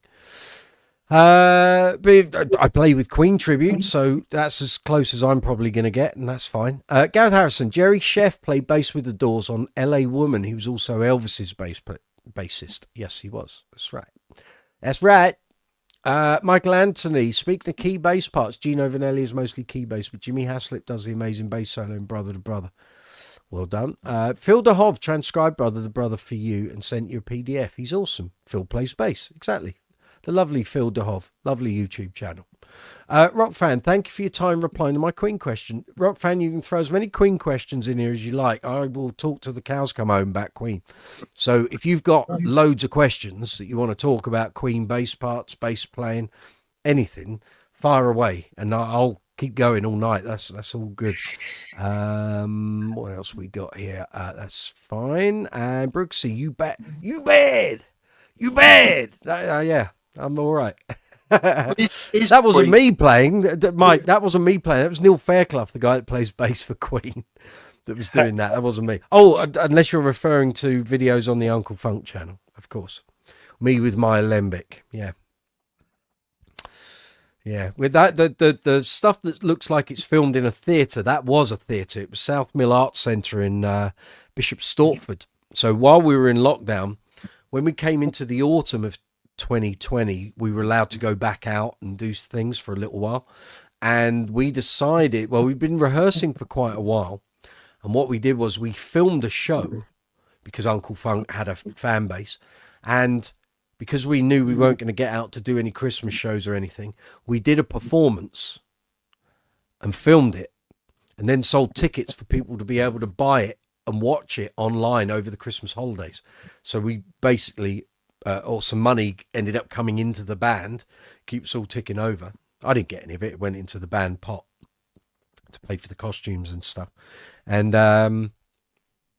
yeah, so that was shown, I think, from like the 23rd of December through till New Year's Day, I think. And it sold quite a few tickets, I think. And that was that. And then all the other stuff is from gigs and what have you. Some guy, good to say. Hoyt, hey, how you doing? Hope you're good. Hope everything's grand where you are. I'm just checking all the analytics and stuff, checking we're going good. No new subscribers. Blimey. Okay. Can't have it all. Can't have it all. We've got over 200 views tonight so far, which is grand. Thank you. If you're just coming into the live chat, please give the video a thumbs up. I really appreciate it. It's the best thing you can do for the video, for me, for the channel. Helps to project the video out to more people. It's all good. So please give the video a thumbs up if you would be so kind. You can subscribe as well if you're not already a subscriber. I don't garner that. I don't push for people to be subscribers because I think it's a vanity metric. And there's talk actually on quite a few of the YouTube channel, educational channels, that there's talk that YouTube may well change the whole subscriber number, subscriber count metric. It might become not hidden, but made less obvious on people's channels, because they realize now that some channels are getting huge numbers of views, yet their subscriber count is like 10,000, yet they've got millions of views on certain videos. So subscriber numbers means nothing in that context. It's irrelevant. It had relevance in years gone by. It doesn't so much have relevance now. James Howard, good to see you. Very good. But yeah, if you give the video a thumbs up, it'd be fabulous. Please feel free to leave comments. Please feel free to share the video and any of the videos here on the channel out to social media and what have you. I know loads of you do. I get the analytics every week, but quick question about the thumbs up. Of course, sir. Yes. Because I've been known on a Tuesday night to give you a thumbs up on this iPad, a thumbs up on my phone, and a thumbs up on another iPad. Does that count as one, or does that count as three? But I just thought I'd try. No, that's all right. The thing is, if you press it on one device, press it on another and another, it means you've activated it, deactivated it, and reactivated it. Oh, right. But yeah, no, it counts as one. But shares, likes, comments, that's the three big metrics to show that people are involved and getting involved in your content. View time is the big thing. View time and audience interaction. Those are the three things really that YouTube concentrates on. So if for example, if you watch one of my videos, Bill, and then you watch another one and another one and another, and you start binge watching, YouTube loves that. That's like, right, this channel's doing good. We're going to push it all out. And that's the metric. Basically, they want to keep people on the platform as long as possible. So if you just drop onto YouTube to find out what the error code for your boiler is, and you watch that video and then drop off, that's not what they want. They want people to come on and watch multiple videos. So it's all good. There's Zuma. You're on your way, finishing your curry. See, that Jamie Millard, he's a bad influence, right? I've said this before. He'll have your insides rotting from inside out. Decimal Author, good to see you. You were on my live chat yesterday. No, nothing wrong with the curry. Lord knows we'll be having a weekend of it very shortly. But yeah, no, thank you for coming back on. I know you had curry today. I saw your Facebook post. It looked like liquid curry. I dread to think. I mean, it's like soup. I mean, you can have curry soup. That's what mulligatawny is. But you'll be along shortly. I've heard that. Well, I recommend one from M&S if you can't get to a restaurant. There's a Goan beef vindaloo that they do. There you go. Jamie will be having that for breakfast. He'll find an M&S very close to his hotel when he's over. That is absolutely blooming marvellous. There we go. See, the man's spoken. There you go. There we go. Decimal Author, good to be back. Pleasure. Thank you. You came onto my live chat yesterday and you were very well behaved and had good stuff, good input and good messages. So you're very welcome here. Any bass questions, fire away. Anything that you saw on yesterday's Workbench videos. No one's really talked about that. If anyone's got any question about any of the stuff I did yesterday, I know you're all seasoned pros and I know you know how to do all these things. But if there's anything I did on the setup and Workbench stuff yesterday and you want to ask anything, then please feel free, because I'm quite happy to sort of share that knowledge. All of it is there to be had. I've learned it off other people, learned it off Dave's World of Fun stuff, Chris from the Bass Centre, the guys at the gallery, all of that sort of thing. Bernie Goodfellow sitting there watching the man deal with basses for hours and hours and hours. That's how you learn all this stuff. So anyone got any questions, ask me and I'll happily try and break down what I was doing and talk you through it if you want to do it yourself, of course. And one thing I do have to do, which I haven't done, but I will try and do tomorrow, is to put up affiliate links for all the products I was using yesterday. Because I invariably, when I do Workbench videos, I get people say, that thing, what did you use for that? Where can I buy it? So you can help the channel by using the affiliate links to buy those products. So if you want one of those Music Nomad fret shields, or you want the Creamer Carnauba wax, or the dusters, or the grip guards, or the, what else did I use? Music Nomad F1 oil for the fingerboards, or the Neverdull, all of that, fret erasers, all of that, you can help the channel by using the affiliate links in the description box below. And so you got Amazon, Thomann, and Andertons there. So all the stuff I used yesterday, you will be able to buy from one of those stores. Take your pick, whichever is your preference. Those Nomad fret shields, they're relatively new, aren't they? The big lot, the long one or the grip guards? Oh no! I've got, but the actual long ones that cover the whole. Yeah, because I saw them pop up online about a week ago.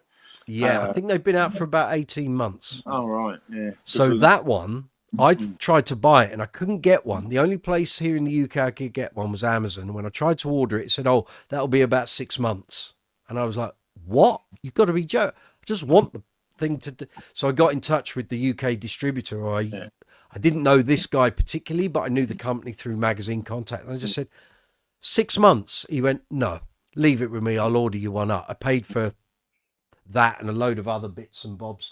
That cradle up there was one of the things. So paid for it all. It came through. And I just sat on it for about 16 months. I haven't had time to do any workshop videos. So now I've got a nice clean workbench and everything set out ready to go. So once I get this week of gigs out the way, Jamie's over next week, but I've got some time next week, I'll start going through all these basses that need setting up and new strings. But two of the basses, the Stingray and the GB Rumor 4, I need for Friday. So either I'll do a live chat maybe on Thursday and do a repeat of yesterday, or I'll do a proper filmed content and edit them up into proper videos. I think the Stingray one would do well if I put that up. So they're good, those the big shield then. Yeah. It was a time saver yesterday. Yeah. Look, you and I will both remember the days of masking tape. Yeah. Good 25 minutes and swearing as you rip the wrong bit off, and trying to get it all really close to the frets and all of that, and then ripping it all off again. No, put the thing on. Bear in mind, you're buying the 34-inch one that's not going to work on a 35-inch. So you got to get the guard for the bases you've got. You put the thing on top, elastic bands around the back of the neck that come with it, and that's it. And off you go, do your thing. If you had like a power sander or any sort of polishing tool, and you just want to do it, literally, it's like having a big paintbrush, and you just you're done. That's it. None of this meticulous on a fret thing anymore. That's gone. You don't need to worry about that. So yesterday I'd made a stupid faux pas on the Jaydee where I'd put the fret guard on. I'd used the fret eraser on the frets, dusted it all off, and took the grip guard off without doing the polish. You bloody idiot. So for that, I used the individual grip guard, the small one with the blue handle, and just did that, and that was fine. I didn't lose much time. Makes me laugh. The guys in the band that they don't even change their strings. Honestly, I'm a cropper. They don't even change their strings. The guitarist dropped his Les Paul the other day, and he's gone into rehab, semi-coma, and he's got to go and send it off to somebody in Littleport. Was he like the guy on that comedy video who fell off his chair and his?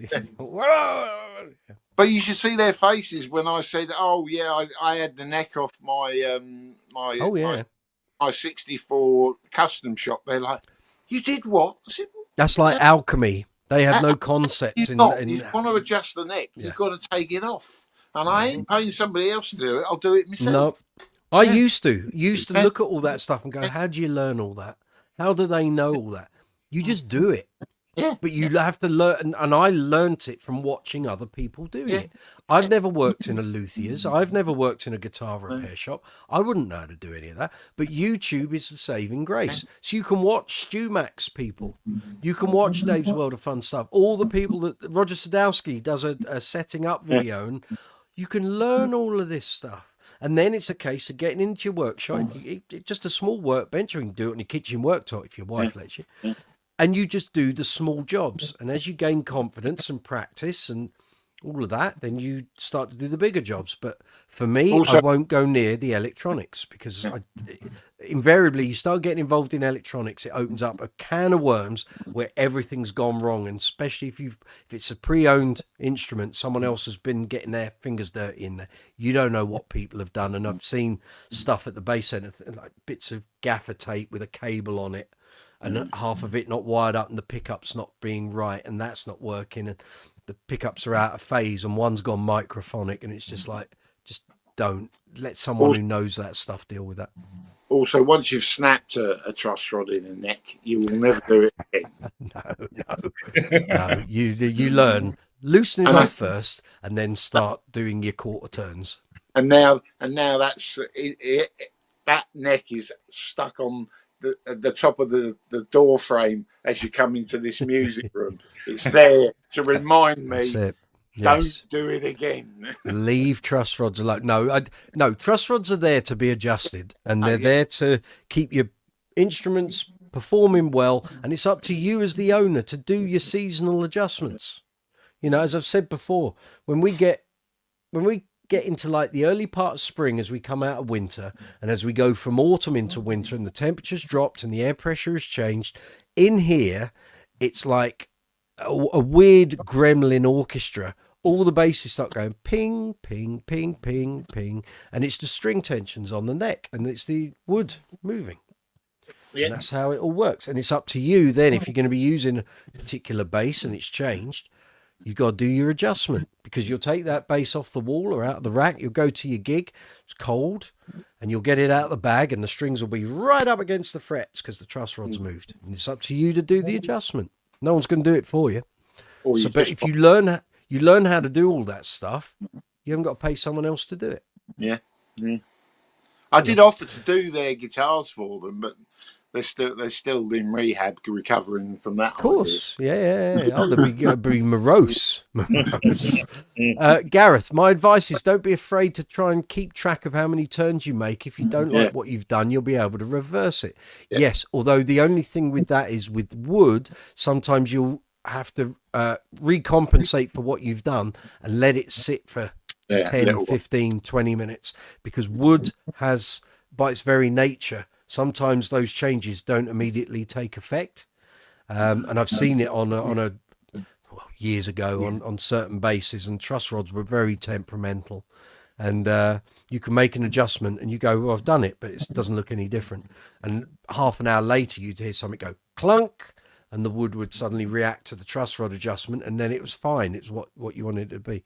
So sometimes you do. Certainly, as I said on last night's live chat, those two basses, I wouldn't take them immediately out on a gig last night or today. They're going to sit, and I haven't got a Queen gig till October. So that bass is all nicely restrung, polished up, ready to go, and I can play with it here in the office and tinker with it. And if the action's changed or the neck release changed, I've got time to readdress it. When I get it out on the next gig, then it will be evident whether those different strings, first time I've had Warwick's on that, and the setup works. And if it doesn't, I can change it in sound check, or I can wait till the following day after the gig. It's no big deal. Richard, I need a Jaydee too. Well, you do. I do. Yeah, there's plenty about. Never ever had one. But they're never cheap. Well, they're not going to be cheap ever again. So not these days, no. Not now. So one day, your eye open and you want one. Just, I hope for you get one without a temperamental neck like I had, because that will just drive you insane. Because you'll be thinking, I should be playing this, and I'm spending more time compensating the truss rod adjustments than actually playing the thing. Yeah. And there's nothing more disconcerting. You're at a rehearsal, you've set it up perfectly, you're playing it, and you can just see the neck going. And it's like, what's this all? Yeah. And the strings are getting further and further away. I actually had a Japanese Geddy Lee Jazz. You were saying. Years back. And of course, they've got that really, really thin neck. And if you sneezed, it'd change.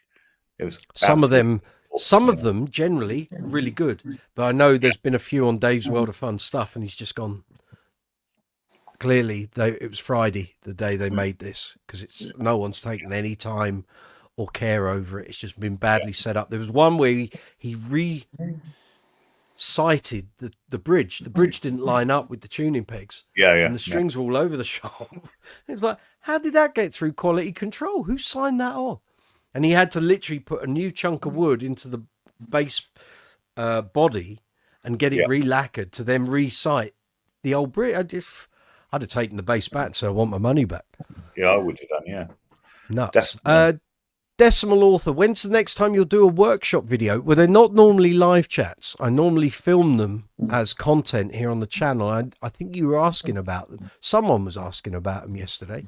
Let me just get the link for you. So anyone that enjoys those workshop videos, there is a playlist. There aren't hundreds of videos. There's 9.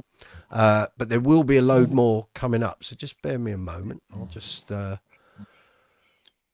do Workbench videos. Here we go. You want shareable link. That's what I want.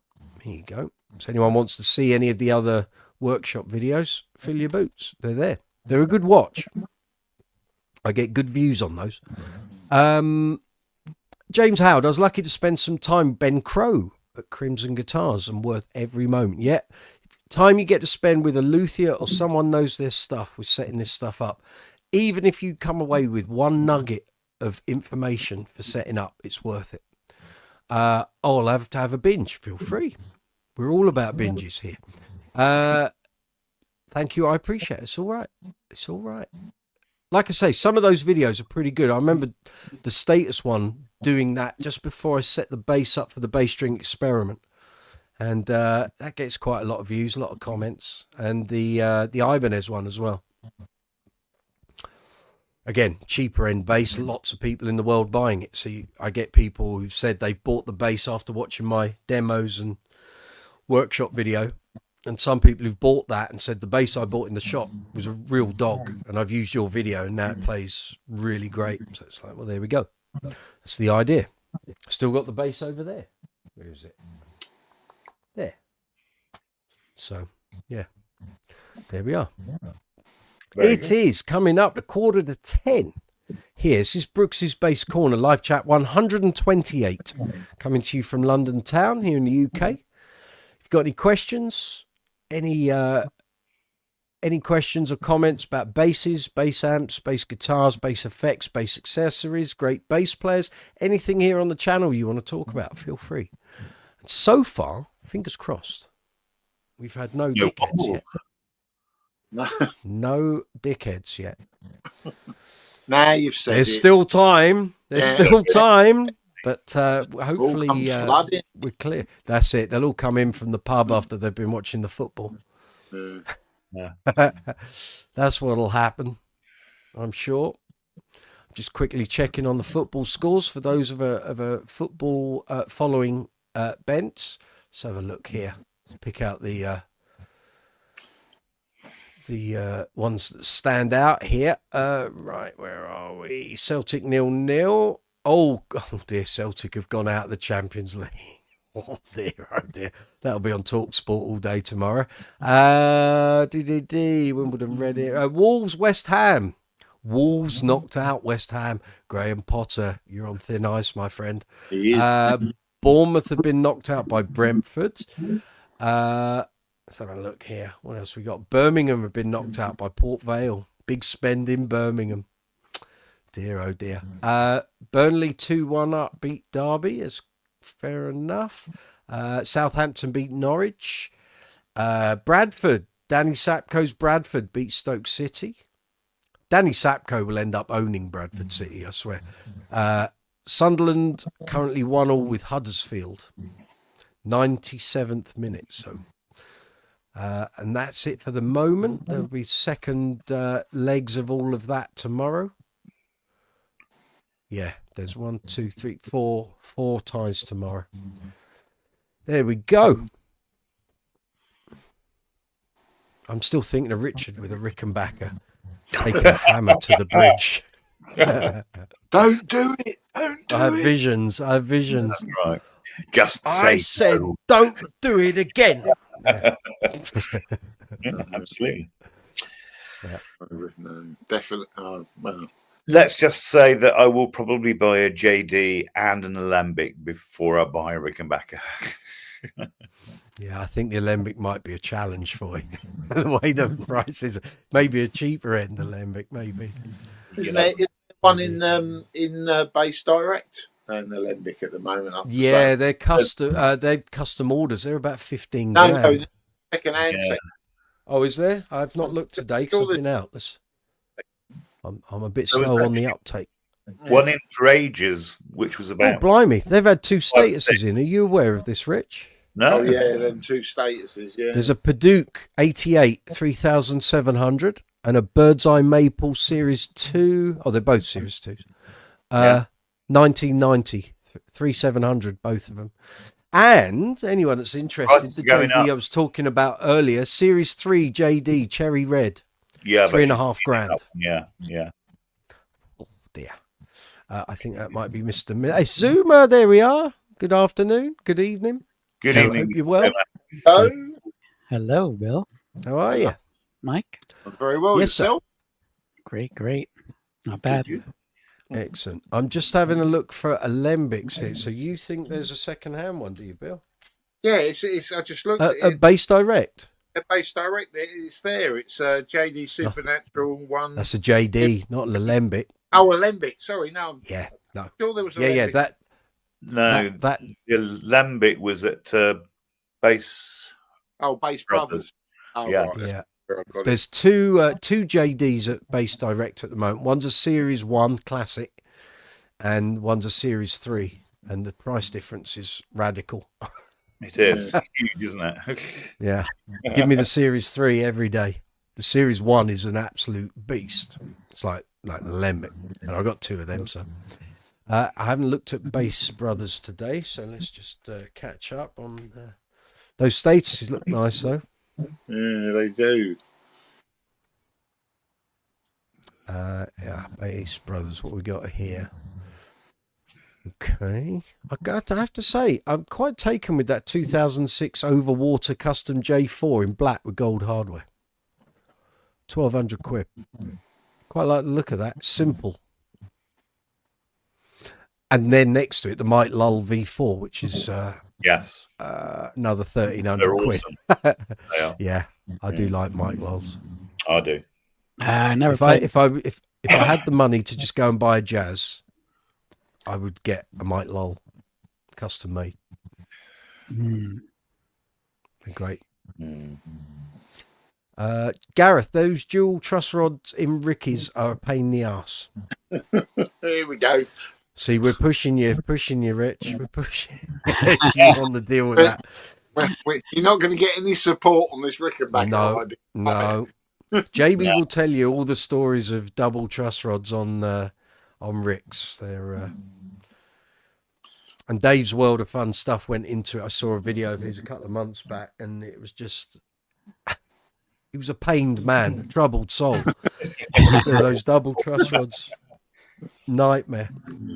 Because they're not secured to anything. Do? What do they Very do? little, very little. By the sound of it, because he I was like, is it one kept side? adjusting them and nothing happens. One side for treble. What is it? Well, it should be that in an Alembic. That's what it is. You have 2 truss rods for half of the fingerboard. Okay. Each half.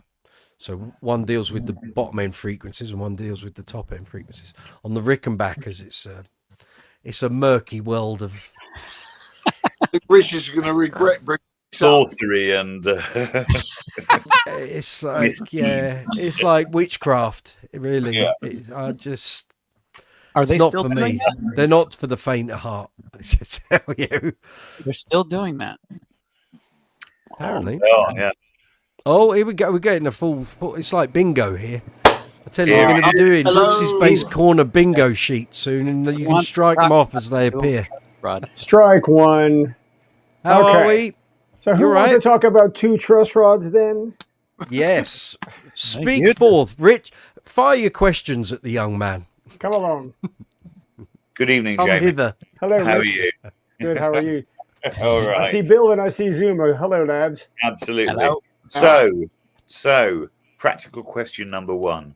Yes. should I buy a JD before I buy a Rickenbacker? Yes, you should. Oh, interesting. I think you'll get more joy out of the JD.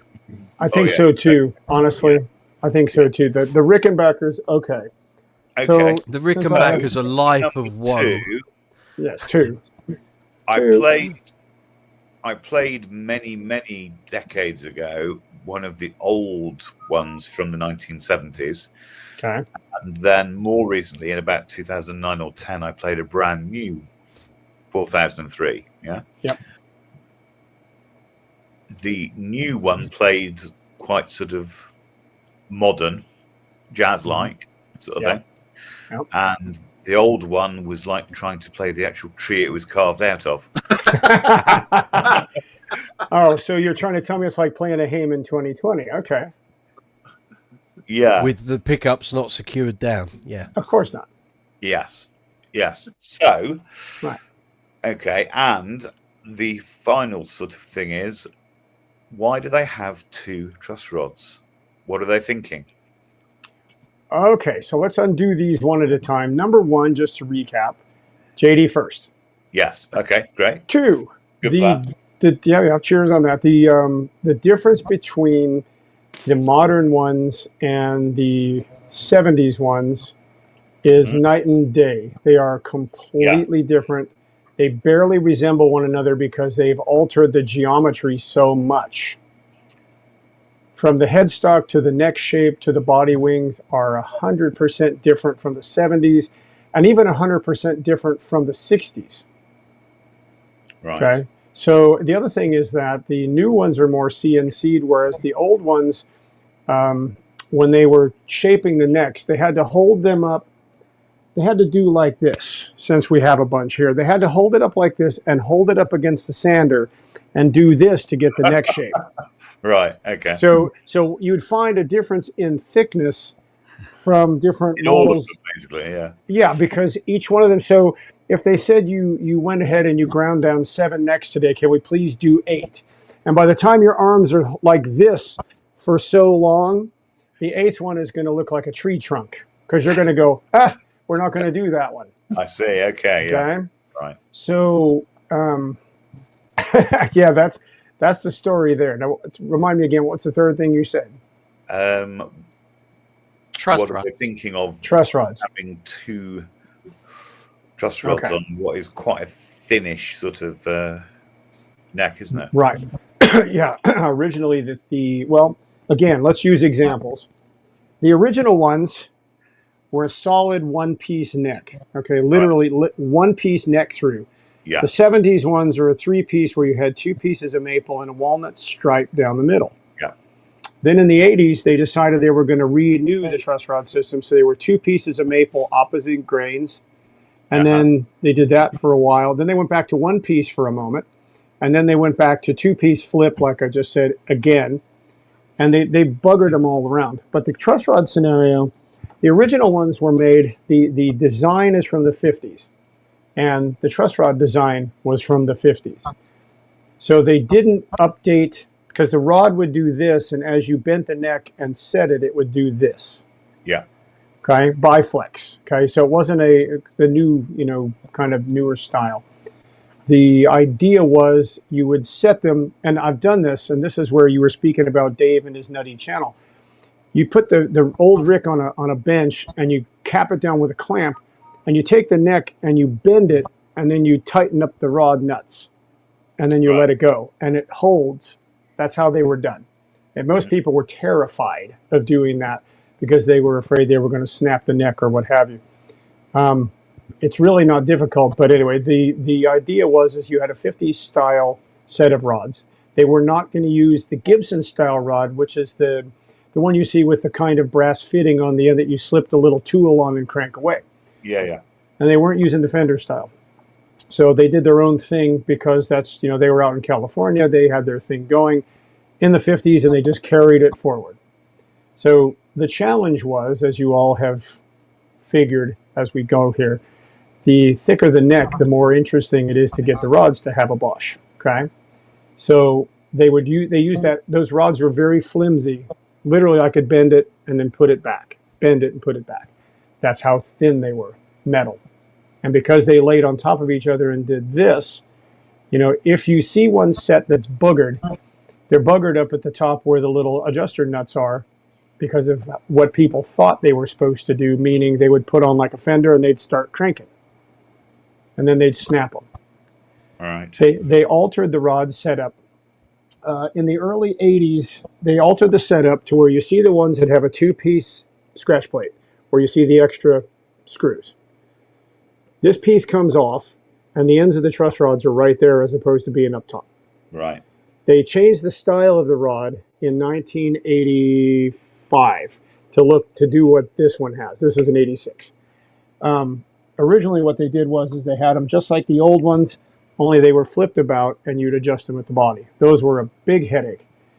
They figured out how to make a newer style rod where it didn't do, and you didn't have to bend the neck and do all that. And they carried that into what we've got now. And then, of course, they monkeyed around with the neck shape and the dimensions and all that rubbish. And there you have it. So originally the question is, why two truss rods? Because they could. Right. And they didn't digress from the design until the last couple years of making kind of flatter D-shaped wider necks. And I've heard enough stories about the single rod, because what they did was they took the two rods, they just pulled one, put one down the center of the neck. It's the identical rod to the dual set, not strong enough. They snap. How about that? Isn't that lovely? Lovely. You still thinking of getting one then, Rich? Now, Rich, with that said, now, really. Rich, let me say this. I've personally owned now 180 of these things over the years. Okay, I've had 180 Rickenbackers over the years. Man's a fool. Cheers. I pity the fool. Pity the fool. I pity the fool. Remember this next week when he has his curry that I'm going to order for him? Anyway. That's not happening. So the chai tea will be extra zingy too. So I've had so much fun with these over the years. You can purchase one and it will serve you well if you know how to do the messing around with it. And it doesn't take a lot. It just takes a few tries to sort it. Once it's sorted, it should stay in place as long as you don't adjust your string gauge or brand. You won't have to make any intonation changes. The only time, and really honestly, something Mike said earlier, if you do your seasonal musical truss rod, ding, ding, ding, ding, ding, I have not had a Rick move in the seasonal changes. Once I've got them set, I leave it and off we go. So there's a plus to the strange duck system of the rods. Okay. But I will still stand for Jaydee first and then get you a Rick. Okay. Well, being as we are actually meeting the Jaydee people, right? You're going to commission a private model. I will have a chat. Yes. If you buy secondhand, please avoid 1986 and 87. I would be aiming for something probably later, sort of 90s onwards. Just don't go near an 86 or an 87, because you might buy it and it might appear okay, and then issues start appearing. Please don't end up down the road I did, because it was just crap and it completely destroyed my trust in the brand. Yeah. Truss rod issues for those 2 years, plus truss rod, wood. Right, woods as well. Folks who were working in the shop didn't have the, what's the word? Wherewithal. There you go. We'll use that one. I had another one, but that'll do. Ebony fingerboard with 3 splits. Right. Oh, okay. Turn the base over. It had splits underneath the varnish lacquer. Across the body and neck. And then the banana neck of all banana necks that I've owned. Just horrific. It's a slippery slope at that point. And like I said earlier, at rehearsal, set it up. Really nice when I left home. Get out the rehearsal, start playing. 10 minutes later, the strings, it's like a bow and arrow. It's like I've just spent 2 hours getting this right. What's changed? It wouldn't matter. Nothing I could do would make it right. And the truss rod was at the end of its tether. It had nowhere else to go. I had one What's the like that point as to, well. Truss shift rod was on? at the end of its road. And Jaydee said to me over the phone, he said, tell me what the serial number is. And I told him, he went, it's one of those. I said, what's one of those? He said, made when we had staff here who weren't up to the job and we had some problematic timber. He said, if I went back through the whole serial number range, he said, I could probably identify it. But he said, let's just say that wasn't one of our better periods. And really, I can tell you from personal experience, the two that are sitting here are quite opposite ends of the spectrum, considering, because the one that I have was made in '81. That's the one with the stripes. So that was one of the first ones. The currently blinding pink neon fretless actually has a brand new neck, even though it was and is officially an '87 instrument. Because, you know, once again, as we've talked about, the old neck being what it was, no longer has anything but a wall hang. So I can tell you that the new necks are very much solid. Considering '86 and '87, I'd take a new one anytime. Just saying. But you're going to have to wait 4 years to get it. Right. So if you find secondhand, if you're looking for one secondhand, try to look for ones that do not start with the numbers 6 or 7 on the serial number. Yep. That would be it. Chris, good to see you. Chris Morey. New 4005V Ricks are lovely. Incredible tone when strung with flats. His personal favourites are TIs. And the neck is incredibly shallow and comfortable. There we go. Yes, those are a limited run. Let me ask you this, Chris, since I see the comment. Are you speaking about the 4005 that looks like the guitar body, or are you talking about the new one that looks like the late 60s big bass? Because there are two, in fact. The 4005 XC something or VXC something is the one that looks like George Harrison's guitar with a bass neck on it. It looks like Big a bass Shaftesbury means- Faker. Looks Big like a bass Shaftesbury. means big bottom. Talk about bum cakes. Talk about mud flaps and my girl's got them. That's Done. it. That's it. Yo, Far yes. too much information, gentlemen. Yeah, Cheers, as man. well. Cheers. So- Chris says it's the late 60s big bass with big Okay. bottom. Right. So that's the large. Woo. He needs cake. The large body. Actually, I have a friend here who's got a '67 original with binding front and back. It's an interesting instrument, to say the least, with a neck that feels like a pencil. It's lovely. Bizarre. Indeed. Yep. James Howard says for FFS, since I won't say it out loud, he said for FFS he needs a Jaydee. So Yeah, well, there we go.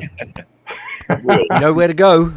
There's a lot of them about. They're coming up. Look, for a long period, JDs didn't really appear that often secondhand. I think people were a bit worried they wouldn't recoup the money they'd ploughed into them, but now they're coming up more often. People are releasing them from their collection. So it's just whether what they're asking for financially is what you want to spend. right. But again, take our advice, James. Try and stay away from an 86 or an 87. Because I And if really you find- wouldn't want anyone to go through what I went through with a second-hand one. And if you find one with a maple neck that's primarily maple instead of mahogany, it will hold without most of those issues as well. This one Right. is. Right. Yeah. So you should have no issues with that thing moving about much. Well, you saw how relatively easy that was settling down yesterday. It would Oh, yeah. take 2 seconds. No. And it was literally a quarter turn on the truss rod to get that E and A string sitting fine. So they're not, none of the notes on the board are choking anywhere, top or bottom. So it's all good. And you know, James, you come here on the channel regularly enough. You need to ask any of our advice or whatever. You've got an outlet, and the JD boards on Facebook are good as well. So, Absolutely. you know, just don't get suckered into buying something because you really want it and then get lumbered with something that's just an absolute pain in the hole afterwards. And the other thing is there are enough secondhand JDs around at the moment that you can shop around. And if you can find enough that are available to go and try, do it. Who was talking to me? I thought it was Rich, but I could be wrong. Someone was asking me about trying basses unseen the other day. Not me. We've had that chat a few times. Don't buy a bass unseen. Yeah, that's right. Unless you are totally sure Try about it. before you Because buy. if it's not good, you're going to have to get rid. Don't just say life's too short. Don't fill your life selling on bases that you've bought mistakenly because it's not the base you want. Go and try it. If it's good for you, then go for it. But I think too much stuff gets sold, and if you don't try it beforehand, you get lumbered, and then you've got to try and shift it on. It's not a happy process. James, what would be the best years to look for? 80 to 85 and Yes. probably 1990 onwards. I think once we got to the end of the 80s and Mark had moved on to Alembics and Alembics, the Jaydee thing sort of not petered out, but the popularity waned. Yeah. Yes. So at that point, John probably didn't need to have as much a workforce as he'd had through the 80s trying to keep up with demand. So he was able to rein it back in and bring it more in-house to what it had been originally. So I guess anything from a 90 onwards is going to be pretty good. I would say so. Yeah. Yeah, I would say so. And especially, like I said, the new ones, Mike Diggins, he told me when I sent the bits back of this one, he said, I'll be curious to hear, and this is what he said exactly. He said, I'll be curious to hear your opinion of Dad's neck versus mine. Okay. Yeah, I said, fair enough, family let's go. argument. I'll have a go, sure, yeah, no worries. So, but I mean, this thing, this one is, this neck is solid. Yeah. I mean, and I just got it back last year, so I mean. Yeah. I'm sorely tempted to take that Series 3 out tomorrow on the Uncle Funk show. A, to hear how it sounds in that band mix, but also to see how it handles under duress. I don't know when this thing was last played. Let's go. I might take it as the spare tomorrow. Run it. Anybody want to agree, lads? Cheers. Should he take it? Say Hey, aye. Well, Yeah. we'll see. Aye. I think an indoor gig probably better than an outdoor gig at the moment, just in case the wood wants to be a bit temperamental while we're in the summer months. But Right. I don't think the We'll maple's see. going to be as temperamental. I don't. The maple ones have a tendency to be a little more rigid than the mahogany. Yeah. So yeah. But no, it came up all right. Looked good. Looked good in Lovely. the photos. Lord knows people have been reacting to it today on social. So It's even all yesterday good. while you were doing it all. Good. well, you got to be quick. Got to be hot off the mark, haven't you? Right. King. JD or ACG thoughts? Very different bases. One's a Extremely. 3-band EQ. The other one's a filter-based system. Mm-hmm. Parametric system. Very yeah. different sound. Yeah. Very. Got to decide which route you want to go down there. The thing is, a JD, you whip a JD out at a gig or anything else, the connotations are instant. An ACG is a bit more mystical, if that makes sense. It's like people look at it and go, "What's that?" What's that? It's not a brand at the forefront. People don't look at an ACG bass and go, "Oh, it's an ACG," unless they're well versed in what ACGs are about. But King Charles, don't write off all. Which means what? Can put more meat on the bones of that comment, please, sir. Context is key. Good to see. Yes, absolutely. He's got it. Context works for me. There you go. Mid Mid-80s Mid-80s JD. JDs. I have one. It's been great. No issues. No, look, there will be good examples. Absolutely. There will be good examples. But the one I had was an 86 and it was a dog.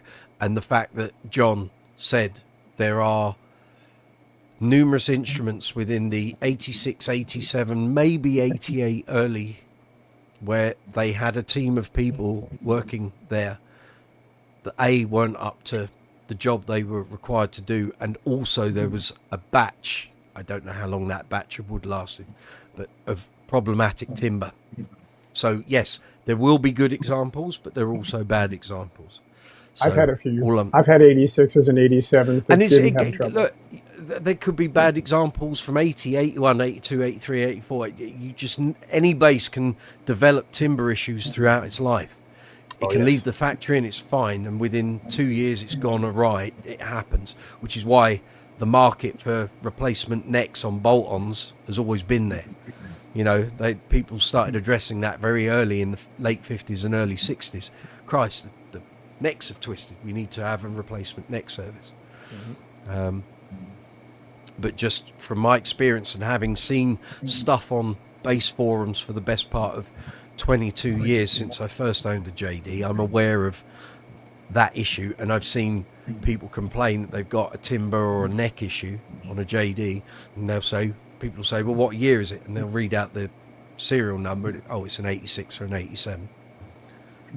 So I'm not writing them off. That's not what I'm saying at all. I'm just saying be cautious and check out, you know, if you go and demo a bass either in a store or secondhand, check it out.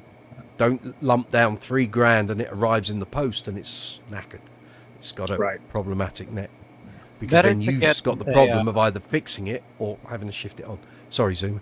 Better to get a 1986 Kubicki Factor. You can see it. Well, there is that. Don't get an 89 Kubicki, because there's the batch of 200 in the middle of that year that didn't have the neck sealant applied to the laminate neck. I've got one. Yeah, I've got one. They didn't seal them. They varnished them, but they didn't seal them. And as soon as you get a humidity change or an atmospheric change, it goes. And it really goes. Bit of a And, banana. but I had it all redone. I had it redone by Phil, and it's never played up since. So. Nice. So what's your news, Zoomer? What's going on with you? Well, I have an amusing story. I don't know if it'll Let's amount have to it. much, but so picture it being Friday around 5. No, it's much later. It doesn't matter the time. So it's Friday. I'm about to film a video, a weekly YouTube video.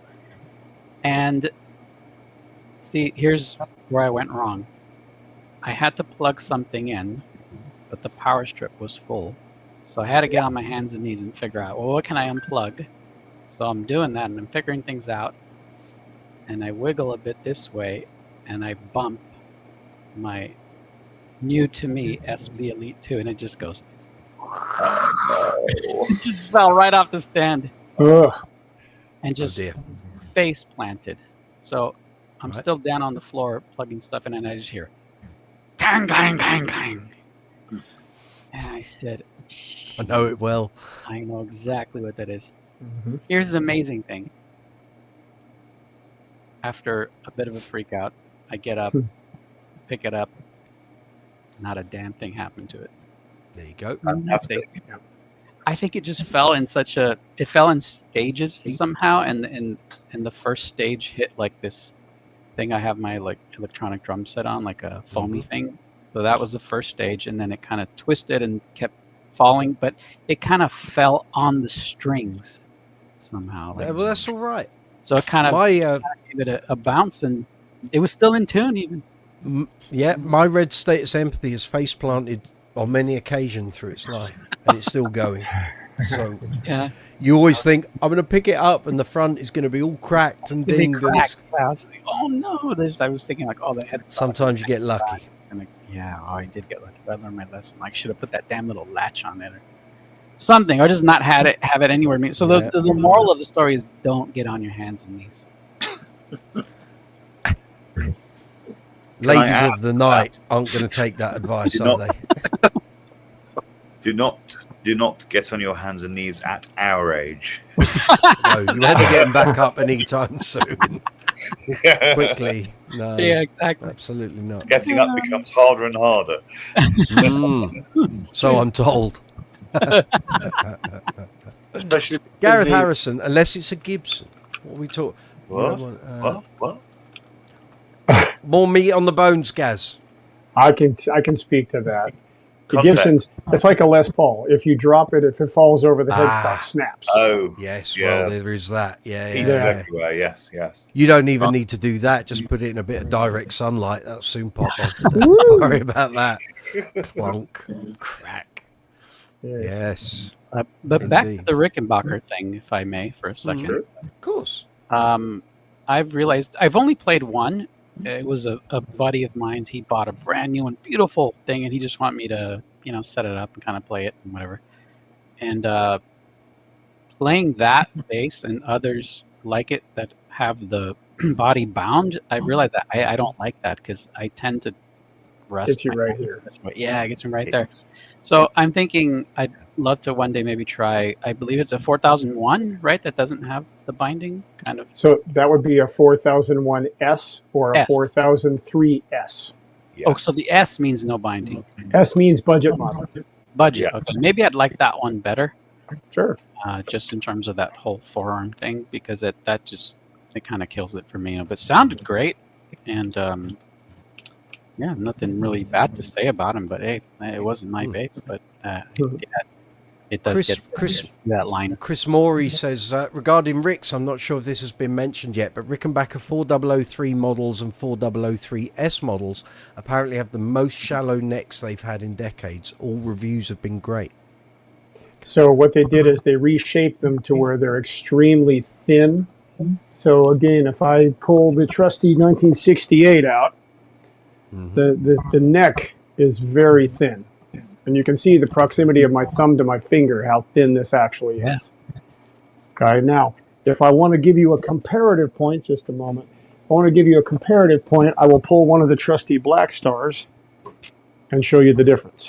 Wow. Okay. It's backed. Well, this one's more of a bat. But so to Chris's point, they again, because these were all done on that goofy sander, this could have been one that was done at the end of the day when they said, I don't want to do another one. So they just kind of did it really fast, and the neck comes out like a clunk, like a club. And, you know, the new ones, though, they are trying to make them thinner, and they're trying to accommodate for that single rod. I will say that there was a custom model called the Al Cisneros model, which is a walnut bass, in essence, with a maple fingerboard with green triangles and two of the pickups with the cover on them like this.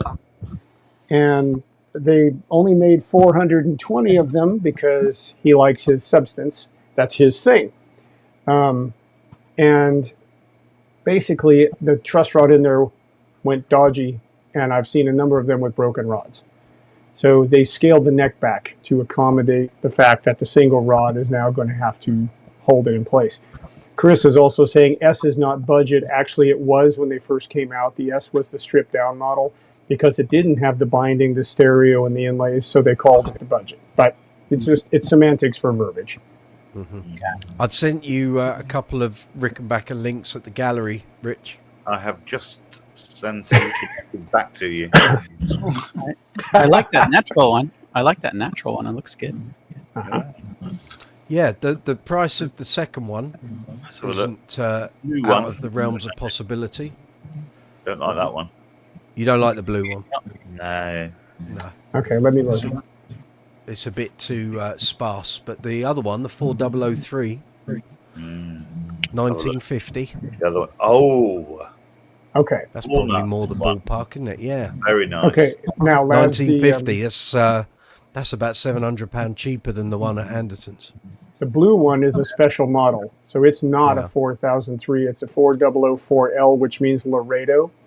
This was a mid 2000s ish model that they did, where it looks very minimal compared to the other ones. It is a very different beast from the rest of them as far as tone. Playability and stuff is all the same, but tone, the appearance of it and what they actually put into it is like making a modern bass with the same shape. Oh, okay. I had a lovely one in walnut one time. They started making them in the late 90s, those were actually really nice looking, but they're kind of woofy, and that pickup being right up against the neck. Right. Yeah. Totally different story. So yeah, so that's the story on the blue one, in case you're curious. That reminds Very me, nice. when I had my buddies, we replaced that back cover because that's a lot of metal right there. I mean, you can't get your It's hands huge on it. amounts, isn't it, at the front there? Yeah. So Brilliant. It is, yeah. I forget what the product was. It was really well made, and it was like a much smaller cover that just went on the outside. It was So it closed in the hole and had a little notch for your thumb. Yeah, that's what it was. That was much nicer. That was really cool. Sure. Yeah, Yeah. I also, that's another thing I don't like. Basses are anything getting in the way of me choosing exactly where I want to put my hand, because I was moving around a lot. I Sure. don't know how Marcus does it. I don't.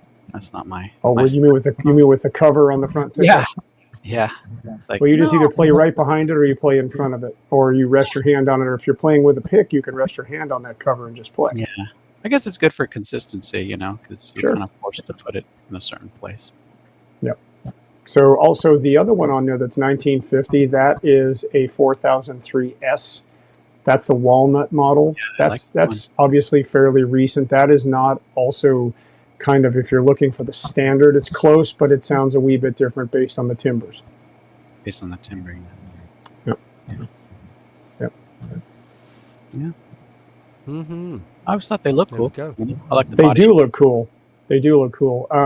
So the guy who's playing with John Anderson and the Band Geeks, what's his name? Richie Castellano, I think his name is.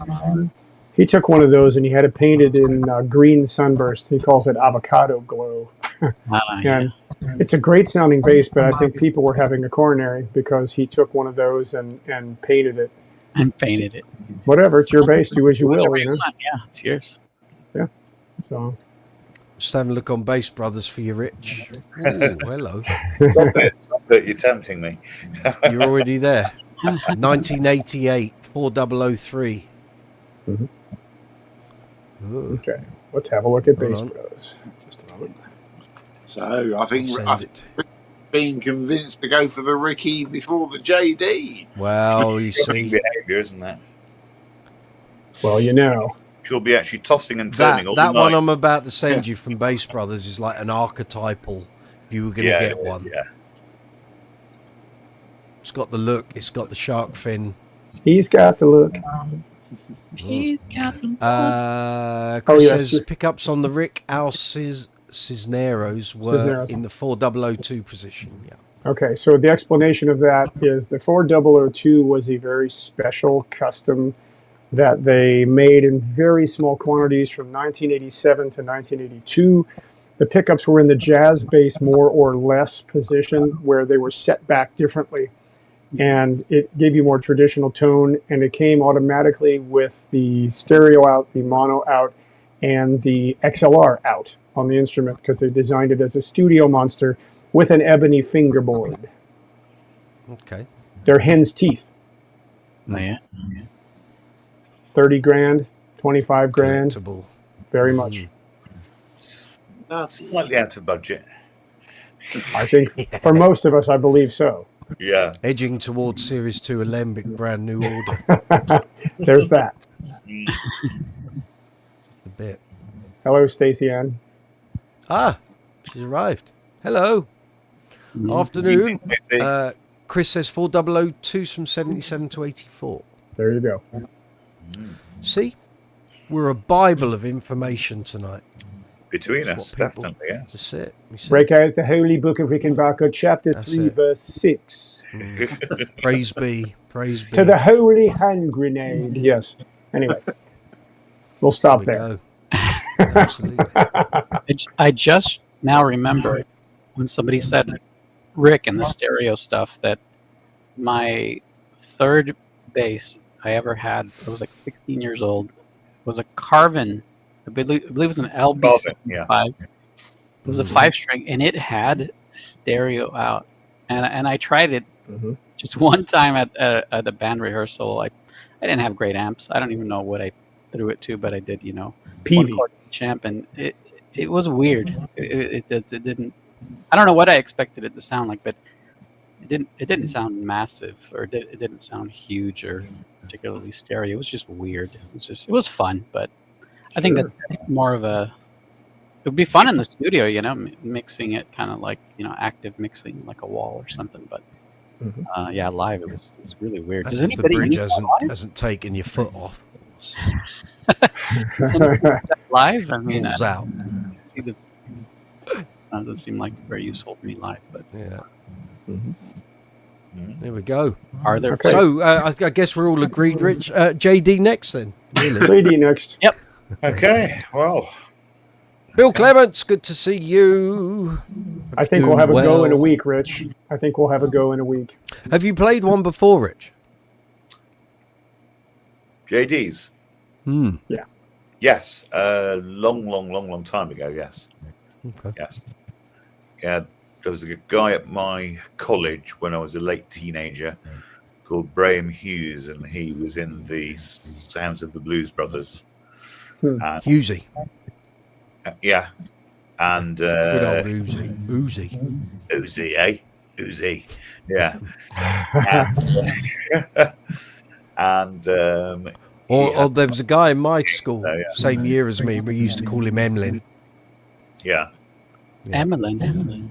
Emlyn Hughes, famous footballer, used to be on the telly a lot. Yeah. Gareth Harrison, Billy Sheehan uses stereo rigs. Yes, he does. Always Yes, has he done. does. One of his first basses was an Alembic, stereo Alembic Series 1. There are photos. Yes, there are. Yeah, but he's doing something really specific, right? He's getting the woof of that neck pickup, Yeah. providing the bottom, and then the character from the P bass. Oh, yes. That's it. I love Billy. It's great. Yeah. Gentlemen, always Jamie tell. does too, because he picks up the bill I when they go out for curry. He tried mine. Let's go for it, And they carried him out on a stretcher, Oh, put him I in a don't know. bucket of water. Sorry, Bill, you off? yeah, I'm off. Yeah. Cheers, All Bill. right. I Okay, Good to see you. I will Good be to see you. back, Take care. and I want to know where we are with the Ricky or the JD. Yeah. Quite right. Oh, yes, don't worry. want to know how you spend your money. I agree. So have a good week, Bill. Take it Yeah, easy, yeah. my man. Cheers. I thank you. And like that, he disappeared. He's magic. Magic Bill. That's it. Magic Bill. Yes, that's right. Magic Bill. That's Kill Bill. By Well, there's magic, that. Bill appeared. So what's next up, Zoomer? Next video up? Well, I always do this pattern where I do like a bass lesson / melodic or harmonic, a bit of both analysis about the song I did the week before. Because if you don't do that, then somebody says, "Where's the bass lesson?" And so that is kind of why I started. That is pretty much why I started the YouTube channel. Was You know what you should do? You should Give a little do back. YouTube. Do a YouTube membership for the theory stuff. So if people just want the play along, they've got it. If they want the membership thing, you could earn a few bob. See, I've been contemplating the whole membership thing, but it would. I know some channels who charge for their live chat, so they do membership for their live chat. But I'm still building a community. It works fine if you got 100,000 subscribers. That's People where I are tuning into your channel. Maybe But later. if you're on a small channel, it's a bit tough. Yeah, it is tough. To be doing that. And at some point, I will roll out the membership thing. But I remember when I first monetized, and I was like, I don't know what content I could charge people for. It's fine if you're doing like courses and stuff, but I'm not doing a course. Yeah. So what do you charge people for? And it's like, I wouldn't want to turn people off from something that's here on the channel because they've got to pay for it. right. So I really well, there's so much to say in response to that, but the one of the reasons I do the content the way I do is because I kind of realized by accident that if I split it up like that, and if I ever get monetized, that second video, the companion analysis video, that I can still monetize, because that first video, the play along, that's done. There's no money to be made there, because that gets copyright claimed right away. But the analysis video, so far, knock on wood, if I keep the clips, and I don't play that many clips, but if I keep the clips, like to less than 8-9 seconds or so, it doesn't get caught by the machines yet. Right, exactly. And I'm thinking that it probably doesn't get caught because I'm such a small channel, and maybe someday in the future it would. No, it's just at the moment the people hired by the publishers and the record companies haven't found you. Exactly. So right. I don't know if you're aware of the whole Rick Beato thing Oh, at the moment, yeah, and of course Justin I'm aware. Hawkins. They're really and right now. It's ridiculous. I'm caught in two minds. I love Rick's content, and I love what he does, and I love how he does it. But you're on YouTube's playground, and you accept when you set your channel up on YouTube that it's YouTube's rules. And I agree the copyright thing needs rectifying, and between YouTube, Google, Facebook, Meta, all of these people, and the record companies and the publishers. They have to find a happy middle ground here, because whole channels are going to go at some point. Well, but how can we make good content if we can't refer to something we're talking about? okay, and here's something I don't think is clear enough when this gets discussed, even in Rick's videos, because when Rick talks, he's pissed, rightfully so, but he's pissed, and he just talks about strikes, but there's a lot more nuance than just strike. You don't. It's pretty rare, from what I've seen, that you just get a strike and that's that. There's a lot of things that happen before you get to the strike level. The first thing that happens is the most sort of innocent thing, which is what always happens to me. Oh, you've been your video's been copyright claimed. You're not making any money off of it, or the person who owns this copyright might possibly share the revenue with you. That's one thing. So that really sucks if you're counting on the money. I'm not counting on the money. I got a day job. I don't really do it for the money. So that doesn't really bother me. What bothers me is when, for no good reason, in my opinion, they just block the video. And he does mention that sometimes. Rick does talk about videos getting blocked. But even when a video gets blocked, there's no copyright strike associated. When you get a copyright strike is when you raise your hand and say, hey, I think this is fair use. Yeah. They come back and say, no, it's not. And then you come back a second time and say, no, I really think it's fair use. That's the appeal level. That's when you get a copyright strike, when they say, no, really, it's not. I've not got that far down it before. So it kind of takes a lot to get a strike from what I've seen. Now, I did see kind of like something he shared that said, I don't remember what it was, but something like, you must take action within 4 days or the video will be deleted or something like that. I've never really seen that verbiage, but I don't think even then he'd get a strike. But he's on a different level and he's got a lawyer and they're fighting it, so maybe he's seeing things that you see when you get a lawyer. I'm not really sure. But I think there's a huge difference between, hey, we're going to take the money off of your video because you used our material. That's one thing.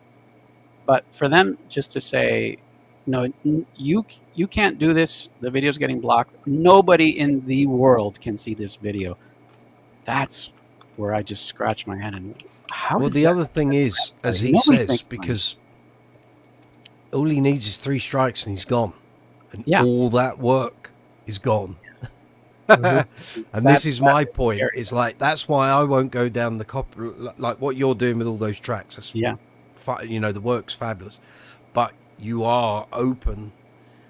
Oh, for sure. At some point that could cause you a serious problem, and I'm not willing to do that, because Lord knows, and I've said it before, my subscriber numbers, view numbers, and everything would be through the roof if I could just use music but I'm just not willing to risk it or chance it, because I just don't want to lose the channel. But the amount of people I've had say, oh, why don't you do playthroughs and da-da-da-da-da, and I'd love to, but I'm not going to lose my channel over a playthrough. There's just no point. But that's a waste. Like, I've got a video coming up that I'm working on at the moment, and if I could use that artist's material, my video would be stunning, but I can't. And I can't take the risk on knowing which tracks might suddenly incur the wrath of the strike police and which ones aren't. I don't know. So at the moment, I'm just going to not use any of their material, and I need something that kind of sounds a bit like it. So it's tricky. It's really tricky. It is really tricky. And there's so much of it that just doesn't make any sense. I'll give you another example. Lyric videos. They've made that a category. If you fight a copyright claim, that's actually one of the choices. Oh, this is a lyric video. How is that okay? Yeah. And so here I'm busting my ass learning a song. It's taking me hours. I'm playing it. That video gets blocked. Whereas somebody types out the lyrics. Yeah, it's a little bit of work, but somehow that's like this category of video that's seemingly allowed because it's part of the damn drop down. And you see those videos out there. You know, you see them, and they're up, and they're getting all these views. Why do they let that through? And then they block. Couldn't tell you. You know, It's a murky world. It's a rogue's game, honestly, because they make the rules, and the rules can change at any moment. Well, as Rick was saying, that short that he was discussing that he'd put up and he was getting, that had made $36. Yeah. It's like, it cost you more, or cost the employee more in terms of amount of time and work he'd had to do to send the email out. Yeah, just the lighting guy alone probably costs $100. Come on. Yeah. Crazy. Albriano, good to see you. Have any of you guys had any hands-on time with the dark glass anagram? Every YouTuber and their brother swears it's a game changer. It's pretty expensive, $1,200 US. I've had no experience of it yet. They're hard to come by.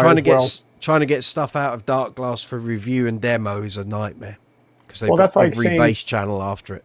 That's like saying that the review on SPL about the micro synth pedal. You've got a little frog in your throat there, fella. You know, that review of the micro synth Once pedal more with feeling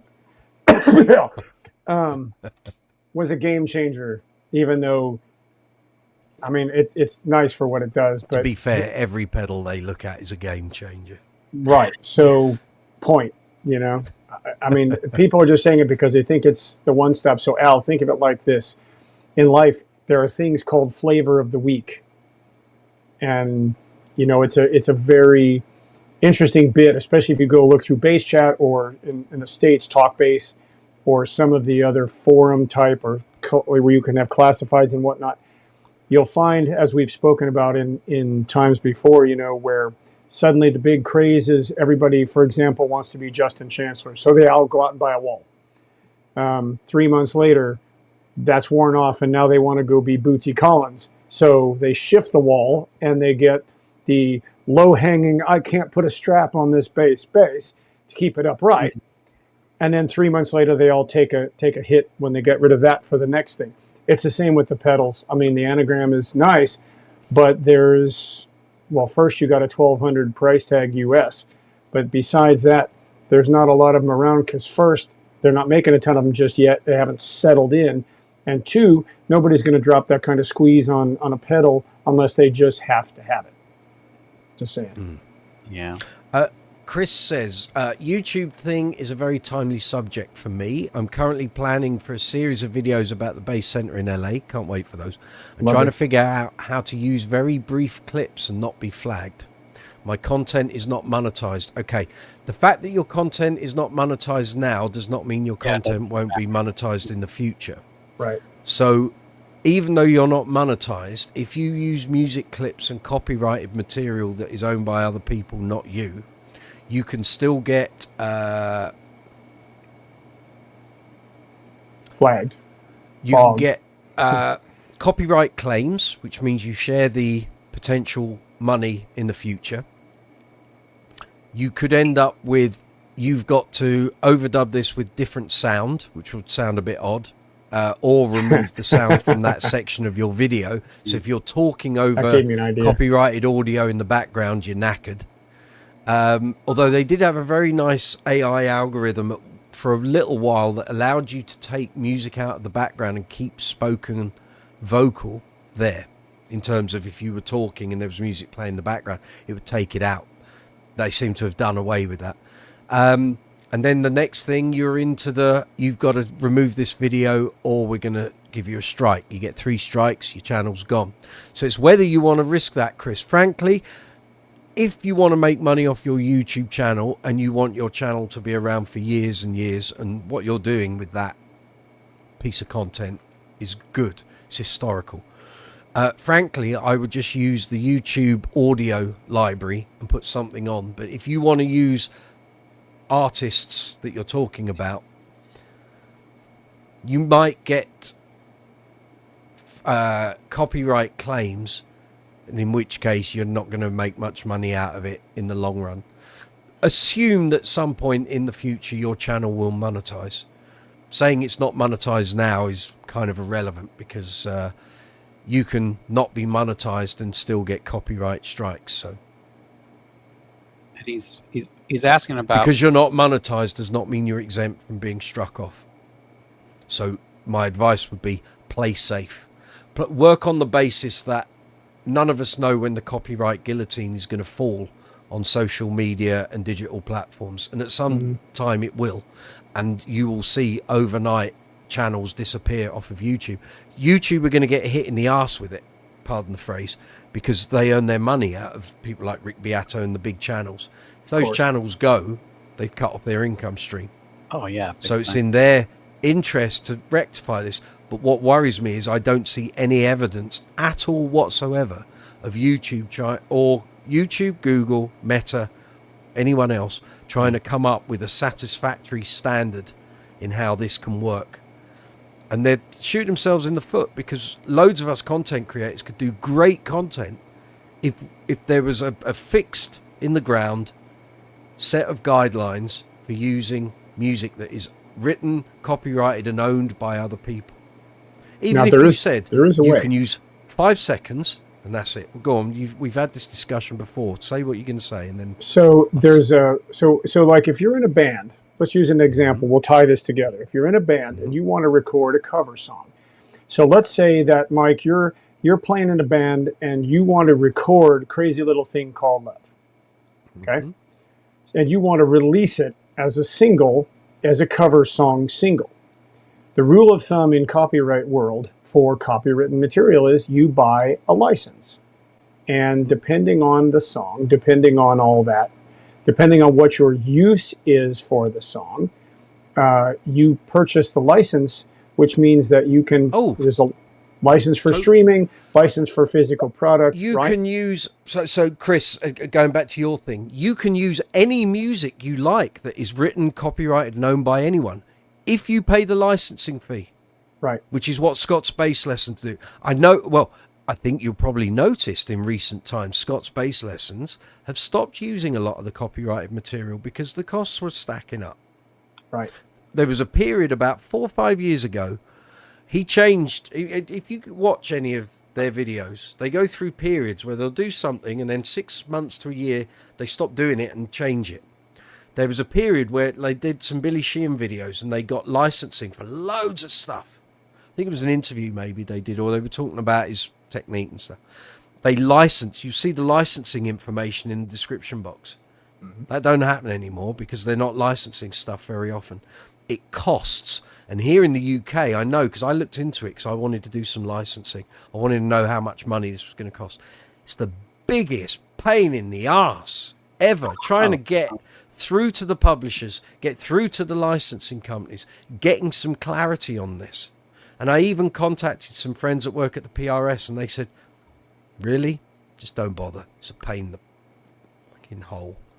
It's a pain for us and the companies that deal with it. It's a pain for digital creators who want to use songs and copyrighted material. So Jamie is right. You can use anything you want, providing you're willing to pay the license fee and go through the rigmarole of getting it all set up.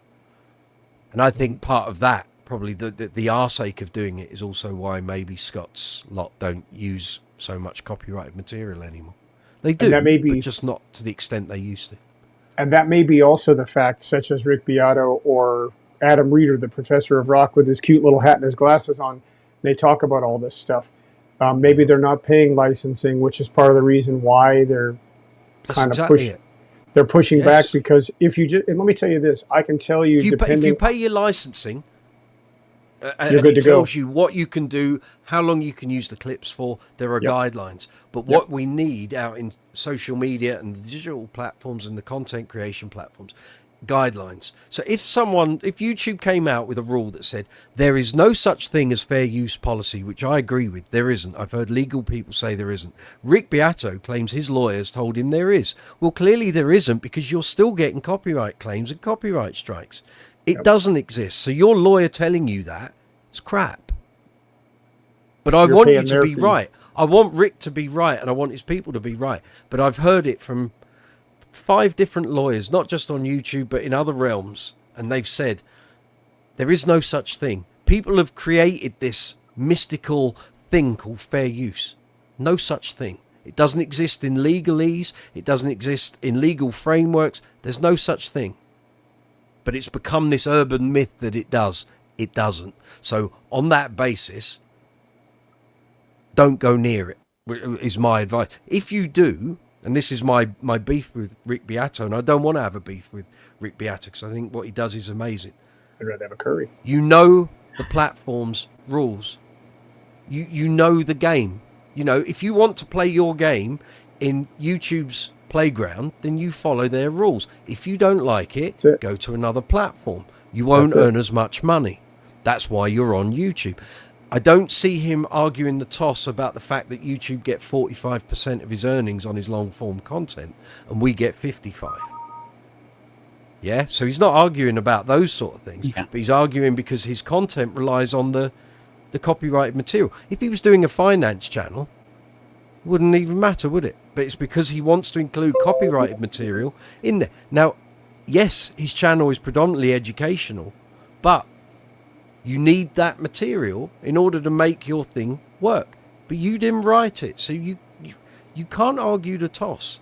And but this is what we want, is some clarification on what the rules and the guidelines are. Once we all know that, and we're all working to the same set of rules. I think that's what he's doing, and that's the heart of the argument, is that him and his lawyer do believe that the way the YouTube legalese is worded, that there is fair use, but nobody honors it, and him lawyering up is him saying, okay, I'm going to fight this. So I hope he wins, because if he doesn't win, likewise, totally effed. Sure. You know, when I do put it this way, if he doesn't, if his channel goes, there's going to be a lot of people worried. Right. A lot of musicians' channels worried. If you look at a playing channel, like for what I do on my stuff, what I do is I pick up one of these and I go, this is what it sounds like. Play with the knobs, twiddle the knobs, blah, blah, blah, blah, blah, blah, blah. Yeah. I'm not putting in, for the most part, I'm not putting in a song. I'm putting in a snip, and it's just a line. Yeah. And I play enough of it, and then I mess it up purposely so it's not the line, if you know what I mean. Oh yeah, you get the idea. Yeah. You know, because I mean, I was thinking, because yesterday when we were having the little on the workbench with the Jaydee, I heard a snippet of True Believers, and I went, oh, you know what I mean? And so it's like, I recognize. That's why I said, that's a snippet. Well, again, this is why on my gig vlogs, I don't include anything where there's singing, because it's singing and melody and words and lyrics that trigger. For the bulk of it, that's what triggers the algorithm to start doing the copyright thing. But then there is that case where I did the Queen video for Gig Vlog 8, I think, where I did the sound check and we ran Crazy Little Thing Called Love, Radio Gaga, We Are the Champions. And in the main section of the video, when we're doing the performance, those 3 songs got flagged, but they didn't in the sound check part. And it was exactly the same length, exactly the same sections of the song, no singing, but they got flagged in the performance part but not in the sound check. So what's that about? The key to the copyright, well, in this case, the key to the copyright is melody and lyric. Unless there is a notable piece of a song, a melodic piece that comes through an instrument that makes it instantly recognizable, the rest of it, the rhythm section, whether it's drums, bass, what have you, if it's just the backbone to the song, and it's not the front and center melodic piece, it's not going to be noticed, because copyright only covers lyric and melody for the most part. At the moment. Right. But these things can still change. There are channels with videos going back to 2005, 2006, 2007. They haven't been pulled up, but that's not to say they won't be further in the future. And I always worked on the basis of I don't want to trigger copyright issues, but with the gig vlogs I've seen so many channels with stuff up and I'm thinking, well, how are you getting around this? And then I'd say to them, you got any copyright claims, strikes, got anything? No. And I'm like, right, okay, so clearly there is a thing. And I've seen it where I put something up and there was a bit of music playing in the background, it all went tits up. But again, if I'm just playing with drums and it seems to get okayed, it's all right. So I don't know. Well, again, the adventure is going to continue. The adventure is going to continue because they're not going to define, because it's an ever-changing moment. Anything, just an opinion on my part, anything to kind of keep things from moving forward, a lot of times you have to fight to get something out there. That's why the likes, that's why the thumbs up, that's why all this is important, because the algorithm reads it. But at the same time, I think sometimes the algorithm just kind of shifts it in a way that we don't know, because today the algorithm rules could be different than yesterday. You know, and you can try to figure out the algorithm because people talk about it. Yeah, because people talk about how to mess around and how to get around the algorithm. Every day is a new day, so who knows what today's adventure will bring and what the shift is going to be that says, oh, this is good and oh, this is bad. Agreed. I'm also convinced that the record companies or whoever is administrating, you know, whoever's deciding, yes, that's copyright, I'm going to take my copyright back, that they don't know what the hell they're doing. I would love to see what tools they're using. What tools? There's a load of AI stuff. There's a ton of it. What does it actually look like? Because here's what I imagine. I imagine this, you know, 25-year-old intern just looking at this form that YouTube presents them, and they just looking through these options, and they're just checking stuff, and they don't even know what they're doing. Because I've had the most vague songs, like songs that really need the help, right? Like, okay, I'm gonna promote this song because it's like a B-side, and it's this, and that song gets blocked, completely blocked. Like an obscure Japan song, okay? Like, why would you block that? It's just, I don't think they know what they're doing. You know, it's I think the licensing, it's the record company, it's the publishers, it's and it's not. I don't even think it's a financial thing. I think it's just them flexing their muscles. That could be too, and if they're just trying to show off who has got a bigger wiener, then that pisses me off even more, because that's just know it's me. ridiculous. So there we go. Bangers and mash for all. Andy Stratford. The very first Fast Show episode at the end credits, level 42. Yes, playing Forever Now. Played a bit of Forever Now. Downloaded the episode from Prime Video, and level 42 was cut out from the episode. I downloaded copyright, I guess. I'm not sure that actually that was the only series. The first series was the only one that had bands playing, and quite a few of the performers weren't on there. So if you bought the DVDs, they're on there. If you watch them on iPlayer and sometimes on repeat, they're not. So take from that what you will. Never quite understood, but it wasn't just level 42. Some of the other performers weren't included either. Beat after beat, Sony and Universal rule the music world. Well, there's only them left, really, isn't there? There's not many left. They've purchased everybody else. Other than them, yeah. They've acquired everybody else, that's it. Yeah. I have a Crazy question. times. Go on. Yeah. Before I have to go, I have a question. Mike, when you said that you sent the picture I sent you of the old Bass Center to Chris, is this the same Chris Maury? This is the same Chris, yes. And Chris, if you're out there, did you comment on my wall video? Because you have to be the same person, right? This is the same. He was asking if you also, he asked if you were the guy with dark hair in the photo, and you said to me you're not. So No, that wasn't me. That was one of the employees from the LA Bass Center. That was, I forgot his name right now, but no, that wasn't me. No. There's only one Zuma. No. There's Montezuma, Satsuma,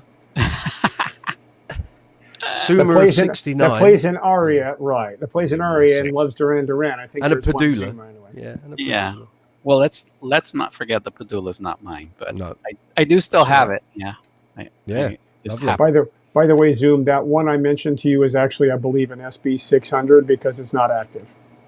Oh, okay, yeah, and I couldn't see it. Maybe it's closed off group. No, it's still there, but I think it's a page for the Nashville bass players, and it's exclusive. Oh, okay, yeah. So, but it's I looked at it because I got your message back, and it's I think it's an SB 600. Anyway. Okay. Beat After Beat says he was at a live auto show and walked by a piano that was playing 1800s music, and he still got a copyright strike. So the only way It's that not your could week, happen, is it? Beat After Beat. The only way that could happen is if that was music that was not given over to public domain, which means that somebody still has to manage or owns that particular work. Yeah. And just to reinforce something you said, Jamie, before I leave, I decided I would do an experiment. This was a good 3-4 years ago, where I covered a song and I mean, I didn't use any part of the original. I did everything: drums, bass, guitar, keyboard. Nothing. There was nothing that was not original, but they still get you on that because It's the coming up with the coming melody. up with the music. It's all that. Doesn't It's- matter that you're performing it. Or You didn't write it. Yeah, you didn't write, and I get that, Yeah. and it didn't upset me, but it proves that they are looking at the melody, like Jamie was saying. And You can probably just look, whistle the damn tune, and you're gonna get hit. I'm 5 years into my YouTube journey, and it changes on a weekly basis. Yeah. So the rules as they were when I started have already long gone out the window, and we're playing by their rules on a daily thing. This is my point with Rick. It's like, I get it. I get what you're arguing against, and I'm with you on that front. They make the rules. If you don't like the rules, get off the platform. And Right, I'm not step meaning off. that in an argumentative, antagonistic way. I'm not meaning it like that at all. But it's their rules. Rick Beato and all the other creators. Mr. Beast is probably the exception. Mr. Beast could probably buy out YouTube from Google. Mr. Beast. I don't think Rick Beato could. Copyright situation. It's their platform. It's their rules. If you don't like the rules, they ain't going to change them to fit you. Nope. And that's, when I made the decision to be a content creator on here, I could have gone to another platform. I could have gone Patreon. I could have, or whatever. I came to YouTube because it pays the best rates for content creators. I've made no bones about it. I do YouTube as a financial thing going forward as I'm getting older and gigs are getting fewer. This is how I intend to make money as I get older. But that was the whole thing. It's no ego trip. I don't need to do this. I do this to earn money and build a channel. That my focus has changed this year since Nick died, because I suddenly realized, everything that Nick knew, we have no record of in terms of base knowledge and everything else. Yeah. I can use my channel and my social media to create a record of what's in there. And that's now widened the scope of what I aim to do with my channel. So rather than me just pumping out reviews and when we do these live chats, I'm tapping into what you guys know. We can present it in a format that people can refer back to at later dates. In 10 years time, we might be talking about Jaydees and Rickenbackers, and someone goes, that video you did 10 years ago, you totally hit the nail on the head. Yeah. So And that's then after Rich buys the JD, we'll be on for another one. All right, gents, I got to he'll be on his fifth one. Cheers, Zuma, Zuma. take it easy. See you later. Bye-bye. Cheers, Zuma. Thank you for joining in. You're welcome. Bye. He's a well-mannered young chap, isn't he? He's Yeah, he's a lovely. My lovely mum lad. thinks he's fabulous. She said, that Zuma, he's such a lovely boy. He is. All right, Lovely man. Taylor Maggard, Hulk Mania is still running wild, brother. What? Want me to translate that for you? Yeah, I've got no. Are we talking wrestling? Yep, Hulkamania is still running wild, brother. No, Yeah. I know what that is. He's been at the Gravy Wrestling Championships down in the West Country. I heard about it on Talk Sport earlier. You were there, weren't you, Taylor? Were you doing the gravy? Was that the great? Were you doing the gravy? I'm guessing you were. Beat after beat. I better try music from BC. Or is that before channel, You're before talking Christ? in What? tongues. You're talking in tongues. Bass chat. You're talking in tongues. Beat after beat. Got to flesh those sentences out a little more. Red Alert. I don't think so yet. We'll see if he comes back with another. That might be just live chat Tourette's. So we'll wait and see if he comes back with another load Well, of Hulk nonsense. Hogan was a bass player, by the way. Yeah. Yes. Yeah. Very true. Yeah. YouTube is free. Correct. You pay for YouTube. Do you pay, Rich? Are you on Premium. premium? So you don't Yeah. have adverts. Oh. Do you find it worthwhile? It's brilliant. Yeah. Because I know they did the light service. There's a light service that's half the price. Yeah. And I also get YouTube music Oh, okay. free with it. Okay. So, yeah. Okay. That's all So good. Beat is I going know back when I- before the Common Era. Yes, okay. I know when I look at my analytics, when I'm looking at the earnings, there's a certain amount I get from YouTube Premium subscribers. So that's how you get. That's me. I get a percentage from I get a percentage from YouTube from those viewers who've watched my stuff on YouTube Premium because they're not watching the ads. So that's how that works. Yeah. Azuma's gone. Kala Alafeo, welcome. Good to see you. We're talking bass guitars. If you want to join the conversation, feel free. Beat after beat, BC was before Christ. Yep. Before Jamie, you mean? Right, got you. Very good. Stacey, Didn't know not I live wore chat that title. Tourette's. It could be live chat Tourette's. You never know. It could be a thing. Anything's Could be possible. a thing. Yeah. Anything's possible. And I haven't even had to do the alert tonight, which is like a miracle. It is. How many weeks has it been since you haven't had to hit the alert? I mean, every time it seems like you're popping up It's been at a least long 3 or time. 4 times. 3 months, maybe. Something, isn't it? 3 months. It works, you know. Sure. Although everyone thinks it's just a womble alert, it actually looks like this if I take the banners down. Ooh. So if I take the banners off, this is what it should be.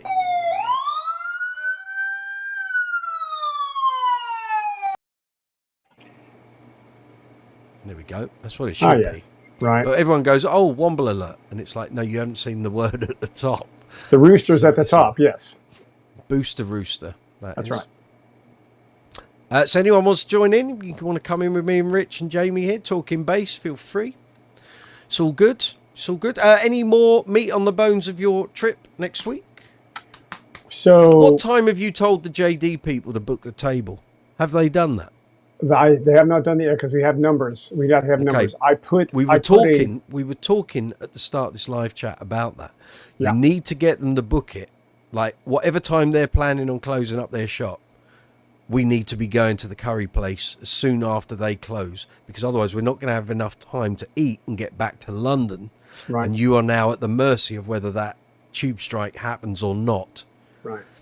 And in fact, I need to find out what time the train stopped running from my area. So I Okay. will get that. But I would think we will need to be away from Birmingham by 9:45. Okay. I will confirm with Toby. No problem there. I was trying to get a head count. I put a message out on the JD page as well. Okay. If they have a restaurant in mind, I would sort of let the restaurant know you're probably going to need a table for what, 15, 20 people? Depending on who decides to pop along, yeah. Exactly. So maybe just give them a heads up, because, yeah, Yep. We'll do that. an onslaught of hungry bass players. That are all coming in to get their heads dusted with a nice That's curry. it. The curry That's right. warlords commence. Yes. Well, apparently. Beat after beat, I really enjoyed... Hello, put your teeth in. yeah, we'll do that again. Put those teeth back in. I'll just spray that one again. I really enjoyed your show yesterday. Thank you very much. I'm glad you enjoyed it. It was good fun. I'll do some more of those. There might be one maybe on Thursday. We'll see. It's just the basses I need to restring critically need to be done really quick. And it's whether I do them as a live chat, although I have to be honest. Yesterday's live chat at the time, before views were adjusted because of shorts views, when we ended the live chat yesterday, it had over 4,000 views, which is very good for this channel. It's since dropped back to just under 4,000 when it was adjusted, but which is very good. But a couple of the basses I need to restring and set up will probably do better if I make them long form content. So it might just be I film myself doing the string change and the setup and what have you, and then produce them as long form. But I will do some, in fact, sometimes a Tuesday night live chat we can do from there. Did it before. We did it a couple of years ago. We did a couple of Tuesdays on the bounce where I had a bunch of basses needed restringing quite quickly, and we did them. You'll find them. I think they're live chats. Oh, I think it's about 60, maybe. Let me just have a look. I'll tell you pretty quick. Now, while you're looking at that, Rich, are you going to join us at Bass Brothers as well? Because there are 2 JDs you can put your hands on. When are you actually dropping in there? We're going to do it all the Friday. same. Yeah, Friday as we go to Birmingham, we're going to hit that. On the Friday, I can do, yes. Okay, because we're gonna. They've got 2. They've got a fretless roadie, and they've got number 2. Okay, no problem. So Yes, need to have a Bosch. idea. Need to have a Yeah. Bosch. Day out. Live chat 61 and 62, which you can find on the channel, are both Workbench, and one of them, I think 61, we did 3 basses. So anyone that enjoyed yesterday's live chat, like you, beat after beat, there you go.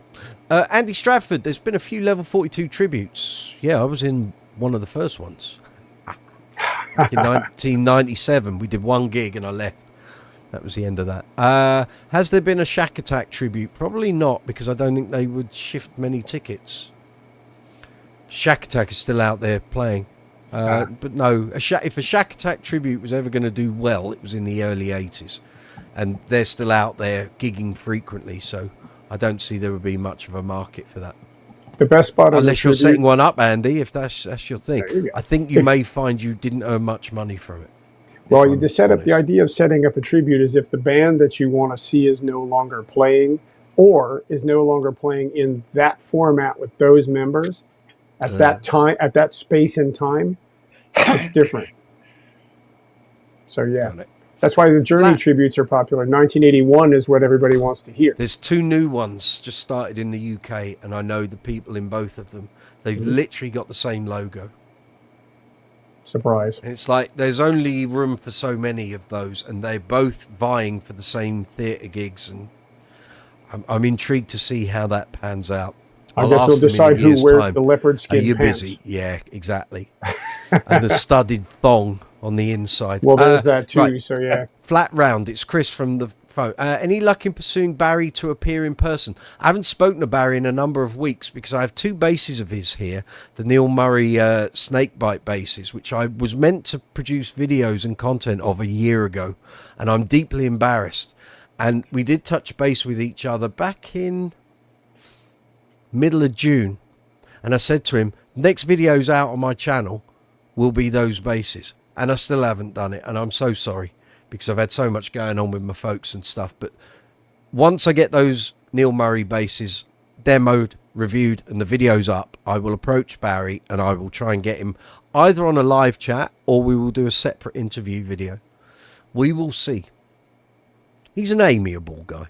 What did you say there, Rich? Evil Temptation. Can you email me your mobile number so I can find out where you are next Friday, please? Yes, I'll do that later. Thanks. That's all right. It'll be a lot of fun having you along with us, lad. It'll be great. I will see you at Bass Brothers in good old leafy Warwickshire. Leafy. Leafy, yes. Yes, Leafy. There we go, Chris. So, yeah, I'll keep you posted. If I can get Barry on, it'd be great. I'd like to do it as a live chat because I think loads of the people that come in here on the regular Tuesday slot would love to talk to Barry. There's so much info in that brain and stories to tell. And the thing is, he's usually quite amiable on that front. You give him a beer or 2 and cheese sandwich and he talk for hours. So, and I'm well for tapping up that well, all the stories, you know, there's plenty there. What he can remember, yeah, he does forget a lot of things, actually. You say to him, you know, that we did last week. Did we? Did we do that? Yeah, we did. Yeah. Yeah. You know, when I popped in to see you last week to swap that bass out, you came here. Yeah, you were sat there. Was I? Yes. Bless him. Age. He's a good, yes. And done a lot in that life. Yeah. You know, a well-lived full life is an amazing thing, you know? It is indeed. But there's a lot of stories there, which is why I would like to get some of it down on video. Because it makes me think, I wish we had done that with Sir Nick. Yes. Well, totally. This is it. This has changed my focus this year. I didn't have the whole doing a video at the end of the day.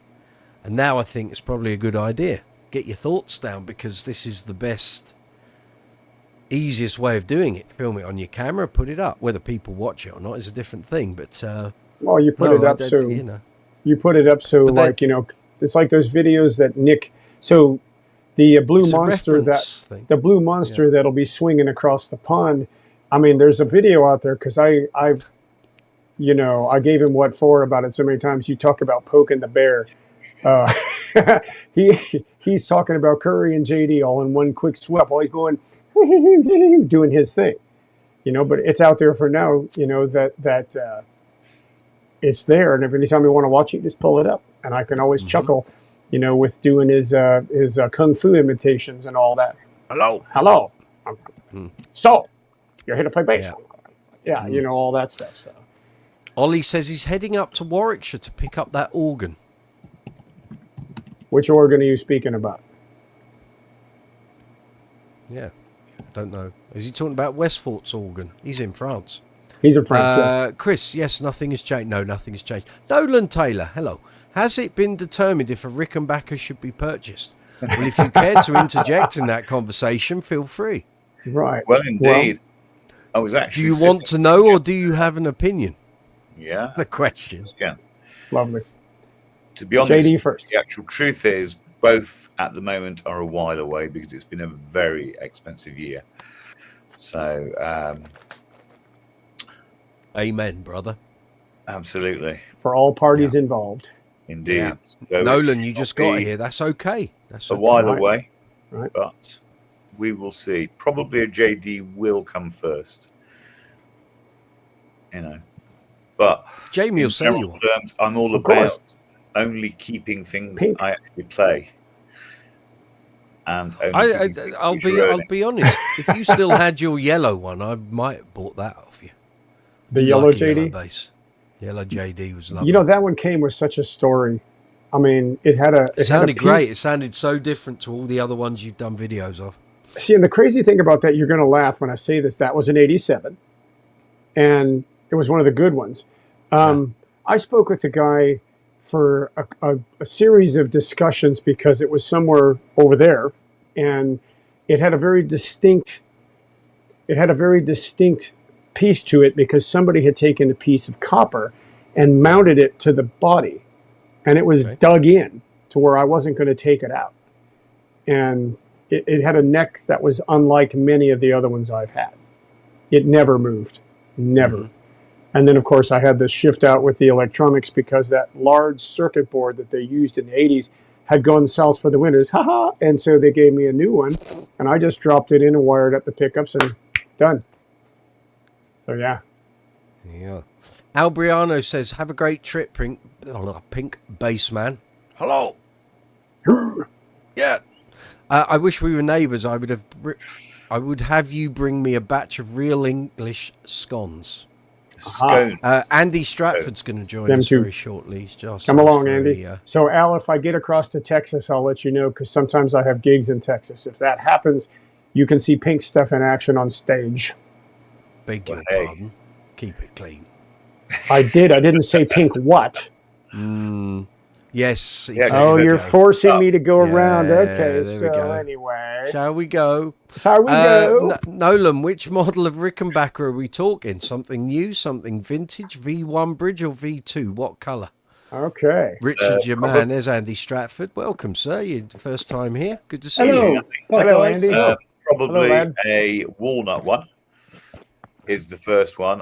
I like the walnut ones they did a few years ago, about 3-4 years ago. So yeah, something, you know, modern. Keeping your eyes peeled, aren't you?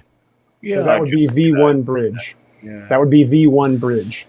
Yeah. Oh, Well, Jamie's somebody's here. We can appeared. ask.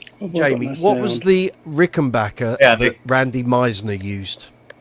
That was the 4001 1976 Maple Glow. There you go. That sounded very precision-like.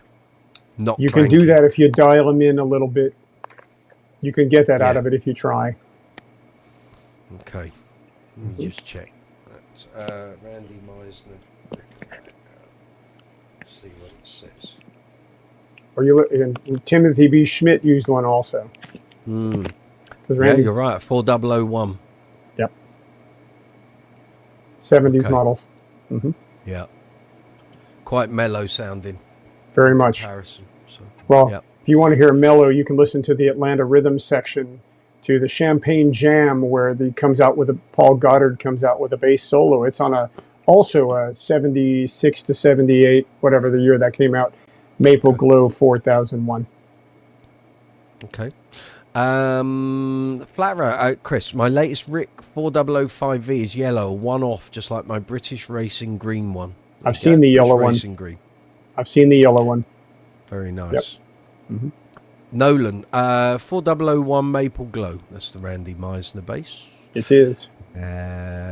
4003 can do it up to 97 pre-vintage circuit. Okay. Yes. Chris, Very I different. played Randy's 4001 when he brought it into the shop. Thoughts, Chris? How did it play? How did it sound? Rest in peace, Randy. Quite. Indeed. Your camera's playing silly buggers with you, Andy Stratford. Oh, He's and on. again. He's off. He's here. He's gone. It's like the Invisible Man. He is. It's the secret. It's The, secret agent Andy. See, people far and wide look at these live chats and think, oh, that's easy, that. As Rich found out last week when I needed him to sort of talk for 5 minutes. It's hard work. Yeah, exactly. Yeah. If you go back and watch the early live chats on here, it's hard graft. Even now, when I do the live chats, when we finish after we've done 3.5 hours, I am roasted. I'm absolutely gone. I sleep like a corpse. And the next day, it's like, feels like you've been hit by a hammer, but it works. Sleep like the dead. Oh, I could That's do this it. all day. There we go. We're on another camera now. There's I'll more. get rid of there. There's There we go. Andy's twins. Hi, Andy. That's it. Hi guys, all right? Yeah, not bad. Good to see you. We got you, mate. Having a bit of trouble with the old connection, and That's all right. I got you now. There we go. Very No nice. problem. 50p in the meter always works. Yeah. 50p. Yeah. That was a long Anything time you'd ago, like mate. to chat That about? was a way back. Anything? Any? Behave yourselves. Any questions, Andy? Anything you'd like to ask? Anything you'd like to talk about? Not Any really. gear stuff? You know the on the Jaydees years ago. I don't know if it's still apparent. The truss rods trouble used to move quite a lot. Is that still happening at all? I don't think so. Not with Don't the new think ones so. now. No, What brilliant. before you came on earlier, we were talking about it. So I had a JD that I bought secondhand in 1998. It was a 1986 model. The day I bought, I got it for 275 quid, so I had no complaints. But the guy I bought it from had ripped the circuit out, put it into a bass he'd made, and into the JD he'd put this. Nearly said it. SHITTY little PCB self-made preamp board, and I didn't know until I got home and thought, this doesn't quite sound how it should sound. Took the cover plate off, and there was this PCB board, and I was like, what the hell's this? I got on the phone to JD. I didn't have internet at the time, and I spoke to John on the phone, and he went, no, it sounds like someone's taken the circuit out. At the time, they said, well, if you want to get the bass here, and we'll have it for a few months, and we'll swap the circuit, and I thought, I'm just going to go to the bass center and see if they've got any, because they used to hold circuits for different manufacturers. Chris Ward had one, but it was all covered in cobwebs and a bit. He said, I don't want to give you this. I went, no, I don't want it either. And I said, well, what do you suggest? He said, do you know what? The new EMG 3-band circuit, we could put a variable mid sweep on the mid control, replacing the actual controls themselves. So you end up with the ones that come with the EMG circuit, and do it like that. You can keep the volume and tone control, got your active switch button, keep the XLR, and we just replace the 3-band EQ with the. And I went, yeah, fine, do it. And it sounded great. It was really good. But the problem was that bass had issues. So when I spoke to John, I said, the neck seems to be moving a lot. He said, tell me the serial number. I read it out. He said, it's an 86. I said, and?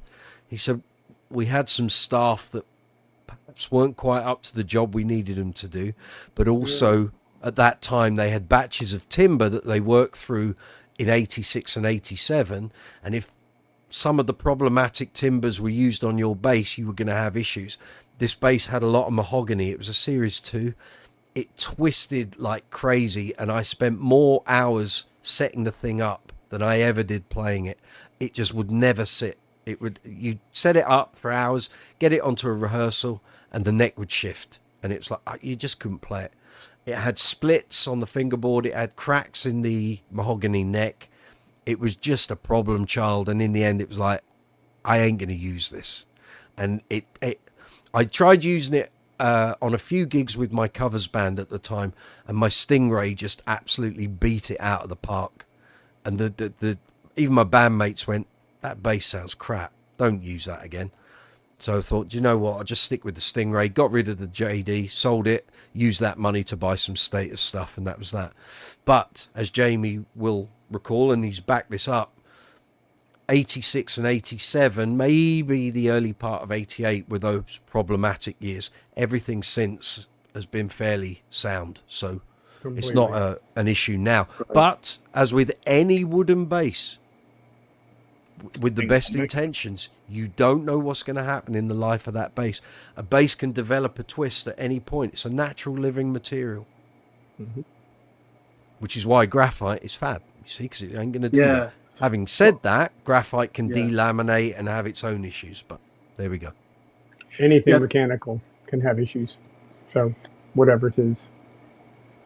Yeah, I got with my two Status basses, the hardly ever goes out of tune. Like, never ever really. The carbon fiber necks are just so solid. It's just brilliant. It's all of that, absolutely fantastic. Once you set a Status up and you lock the bridge in place, that's it. Yeah. I've not had to adjust my empathy since 2007. Yeah, really. Yeah. It's done probably 2,500 gigs. So, you know, what's that tell you?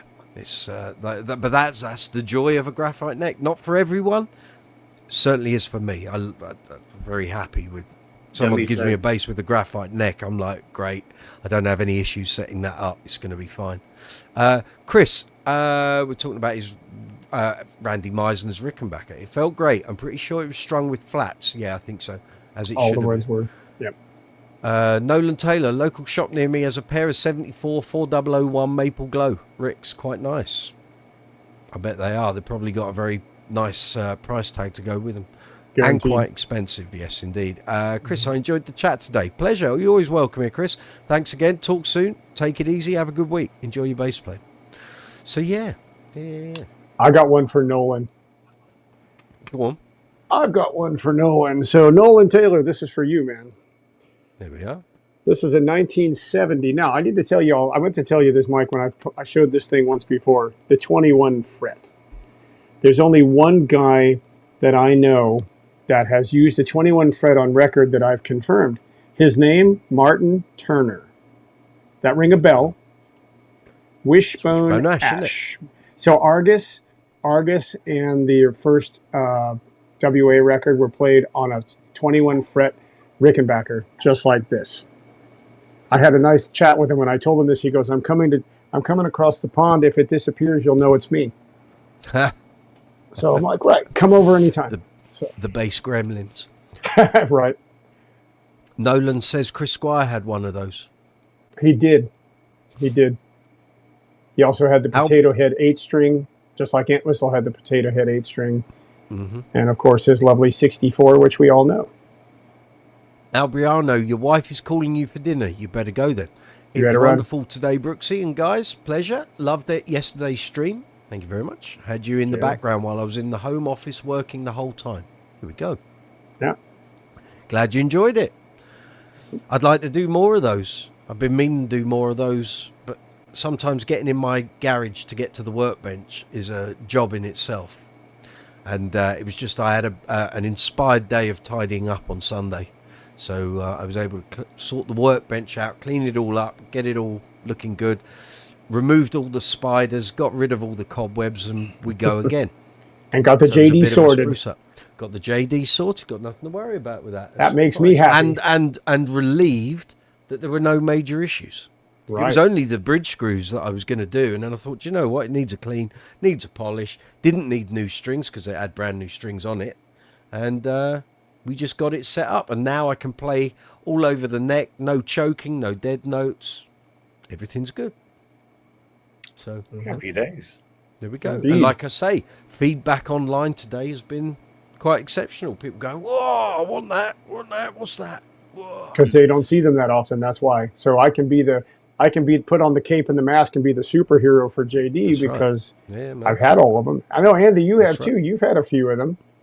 I have, yes, indeed. When Yeah. my mother passed away in 2017, the inheritance money I spent £12,000 on three status bases, which I stupidly, regretfully sold. Two parametric king bass and a series 3, and a yeah, I know, yeah, Very nice. and Rich is dying. yeah, and Why did you sell your soul? I know. It's something I totally regret. What We all actually do it from time to years time. and years. Yeah. There was a King Bass Mark II as well. I had all back Bluetooth. So I just love.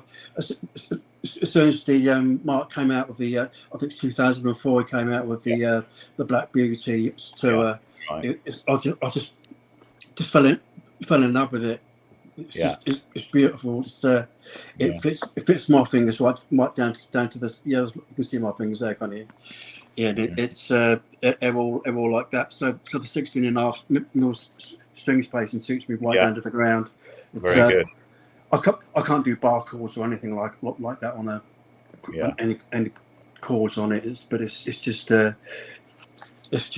for me. It's just fantastic. Yeah. Good. Nolan Taylor, Mike, did you settle on an alembic? You've not seen me since the alembic show.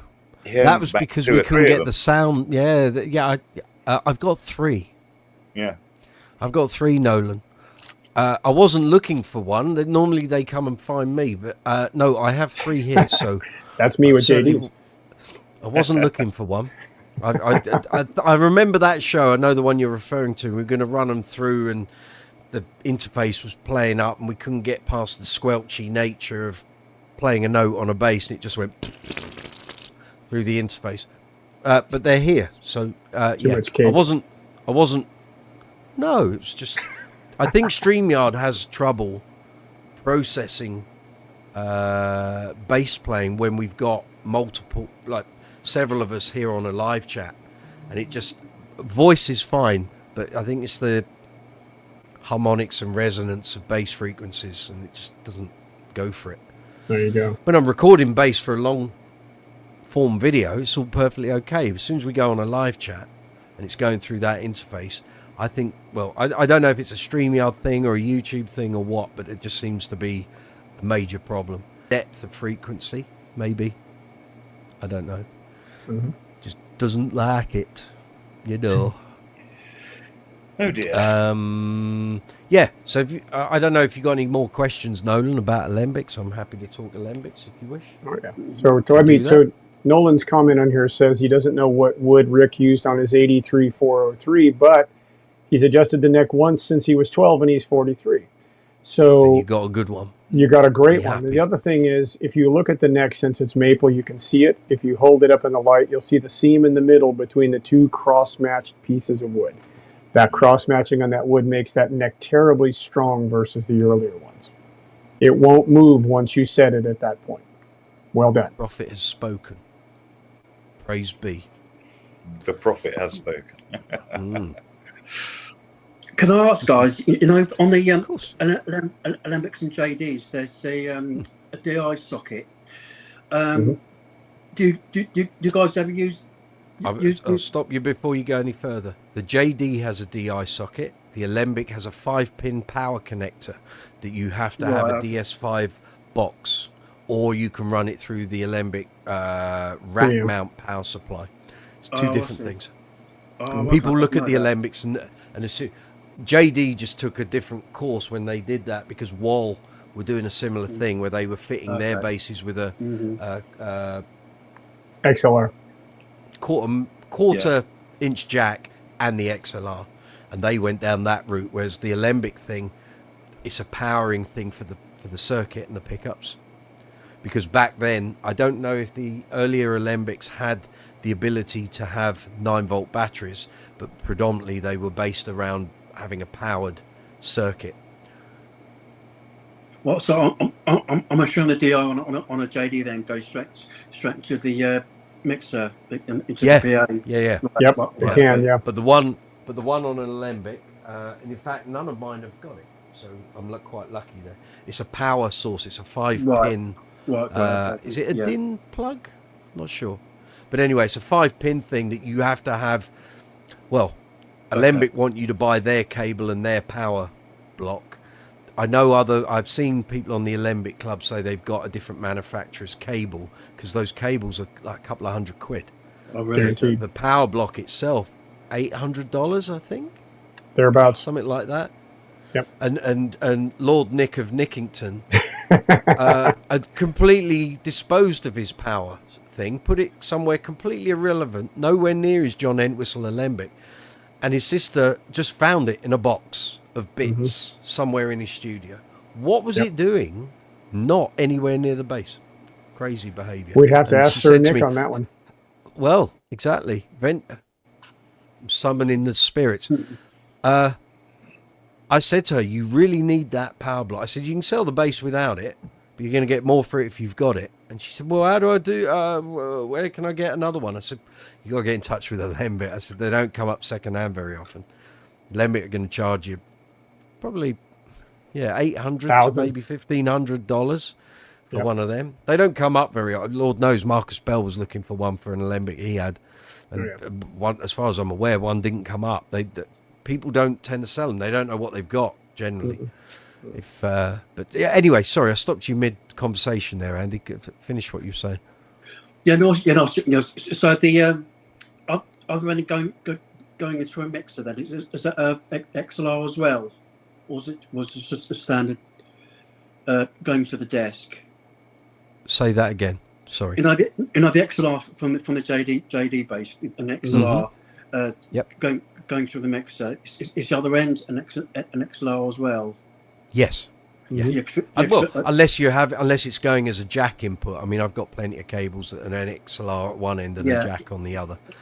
So basically, you'd use that XLR as a cleaner, more direct signal than a 1/4-inch jack.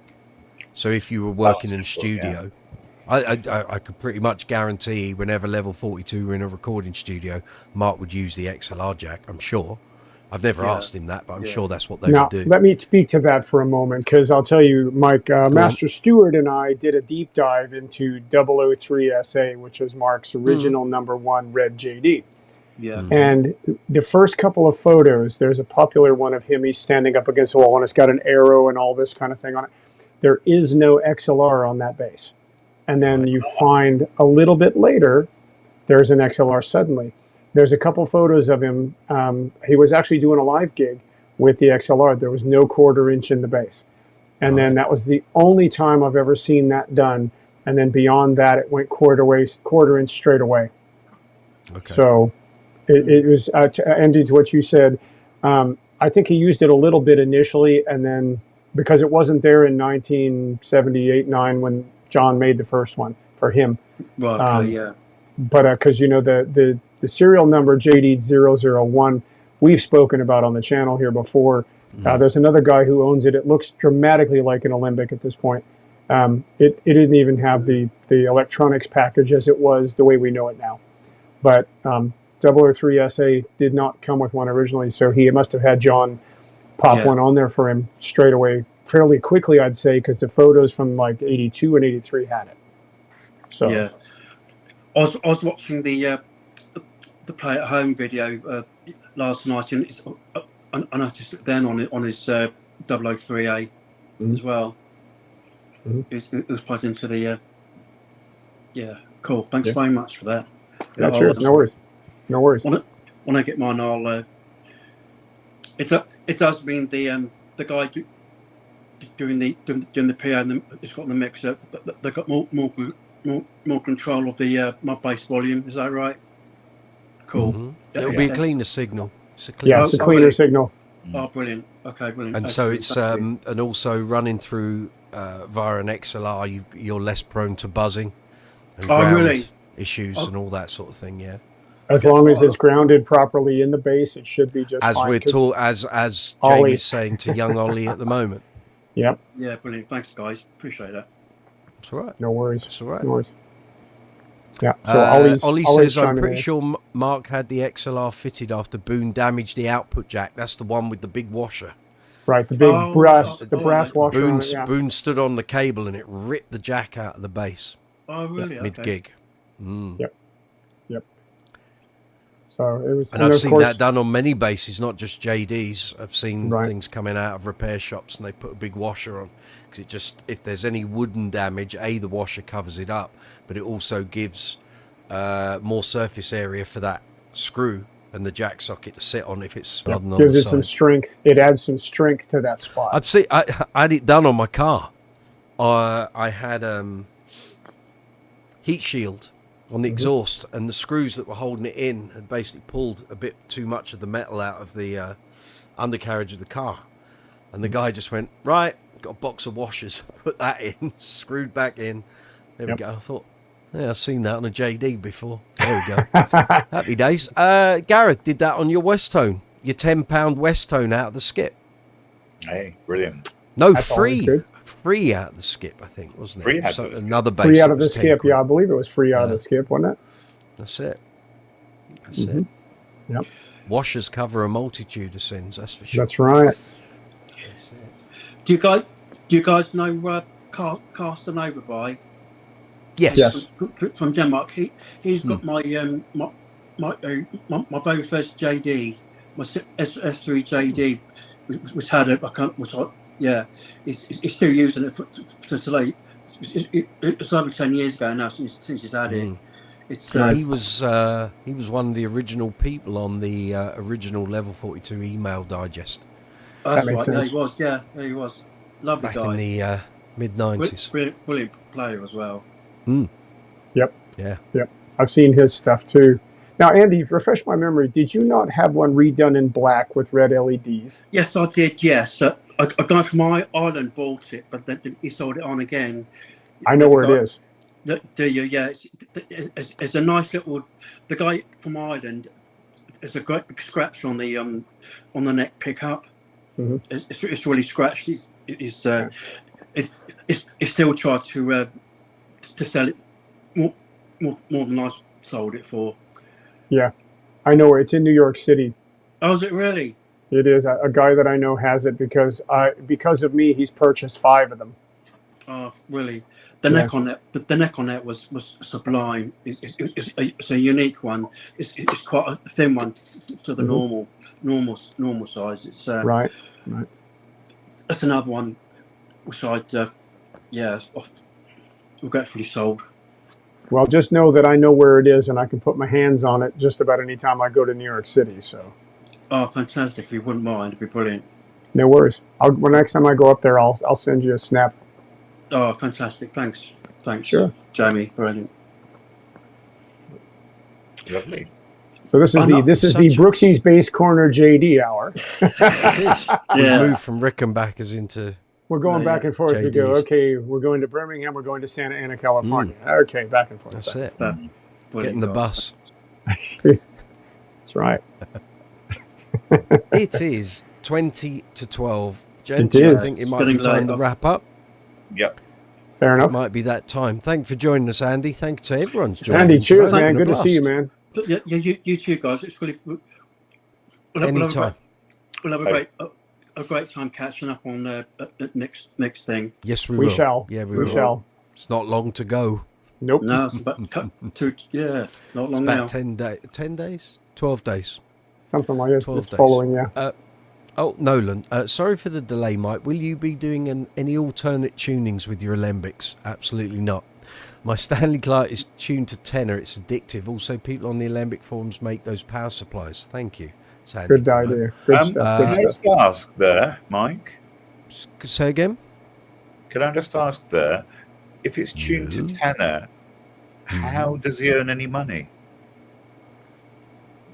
It's 2 These are fivers. the questions of the universe, Richard. 2 It is, fives. isn't it? Yeah, absolutely. These are the questions that need answering.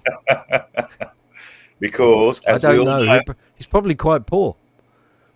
You know. Yeah, Well, because the money's on the E string, my man. the money's on the E string. That's right. We only need one string. Someone saw. Who was it? So someone typed last night that we were doing the workbench video, and he went, "Where's the other two strings?" I was like, "What are you talking about? It's a bass." Bass. Oh, right. I can't remember if there were any on. There was And two he was- on. There was two on, but he said, Right. I said, And oh, I they're on a said- guitar. And I said, "You only need one. You only need one. What are you on about two? Two's one too many, as I've been told many times in my career." On that note, gang, have a fabulous week. Enjoy your bass playing. If you're out gigging this week, get there safely, get home safely. I've got 3 gigs ahead of me. It's going to be a wild, crazy I week. got one this weekend myself.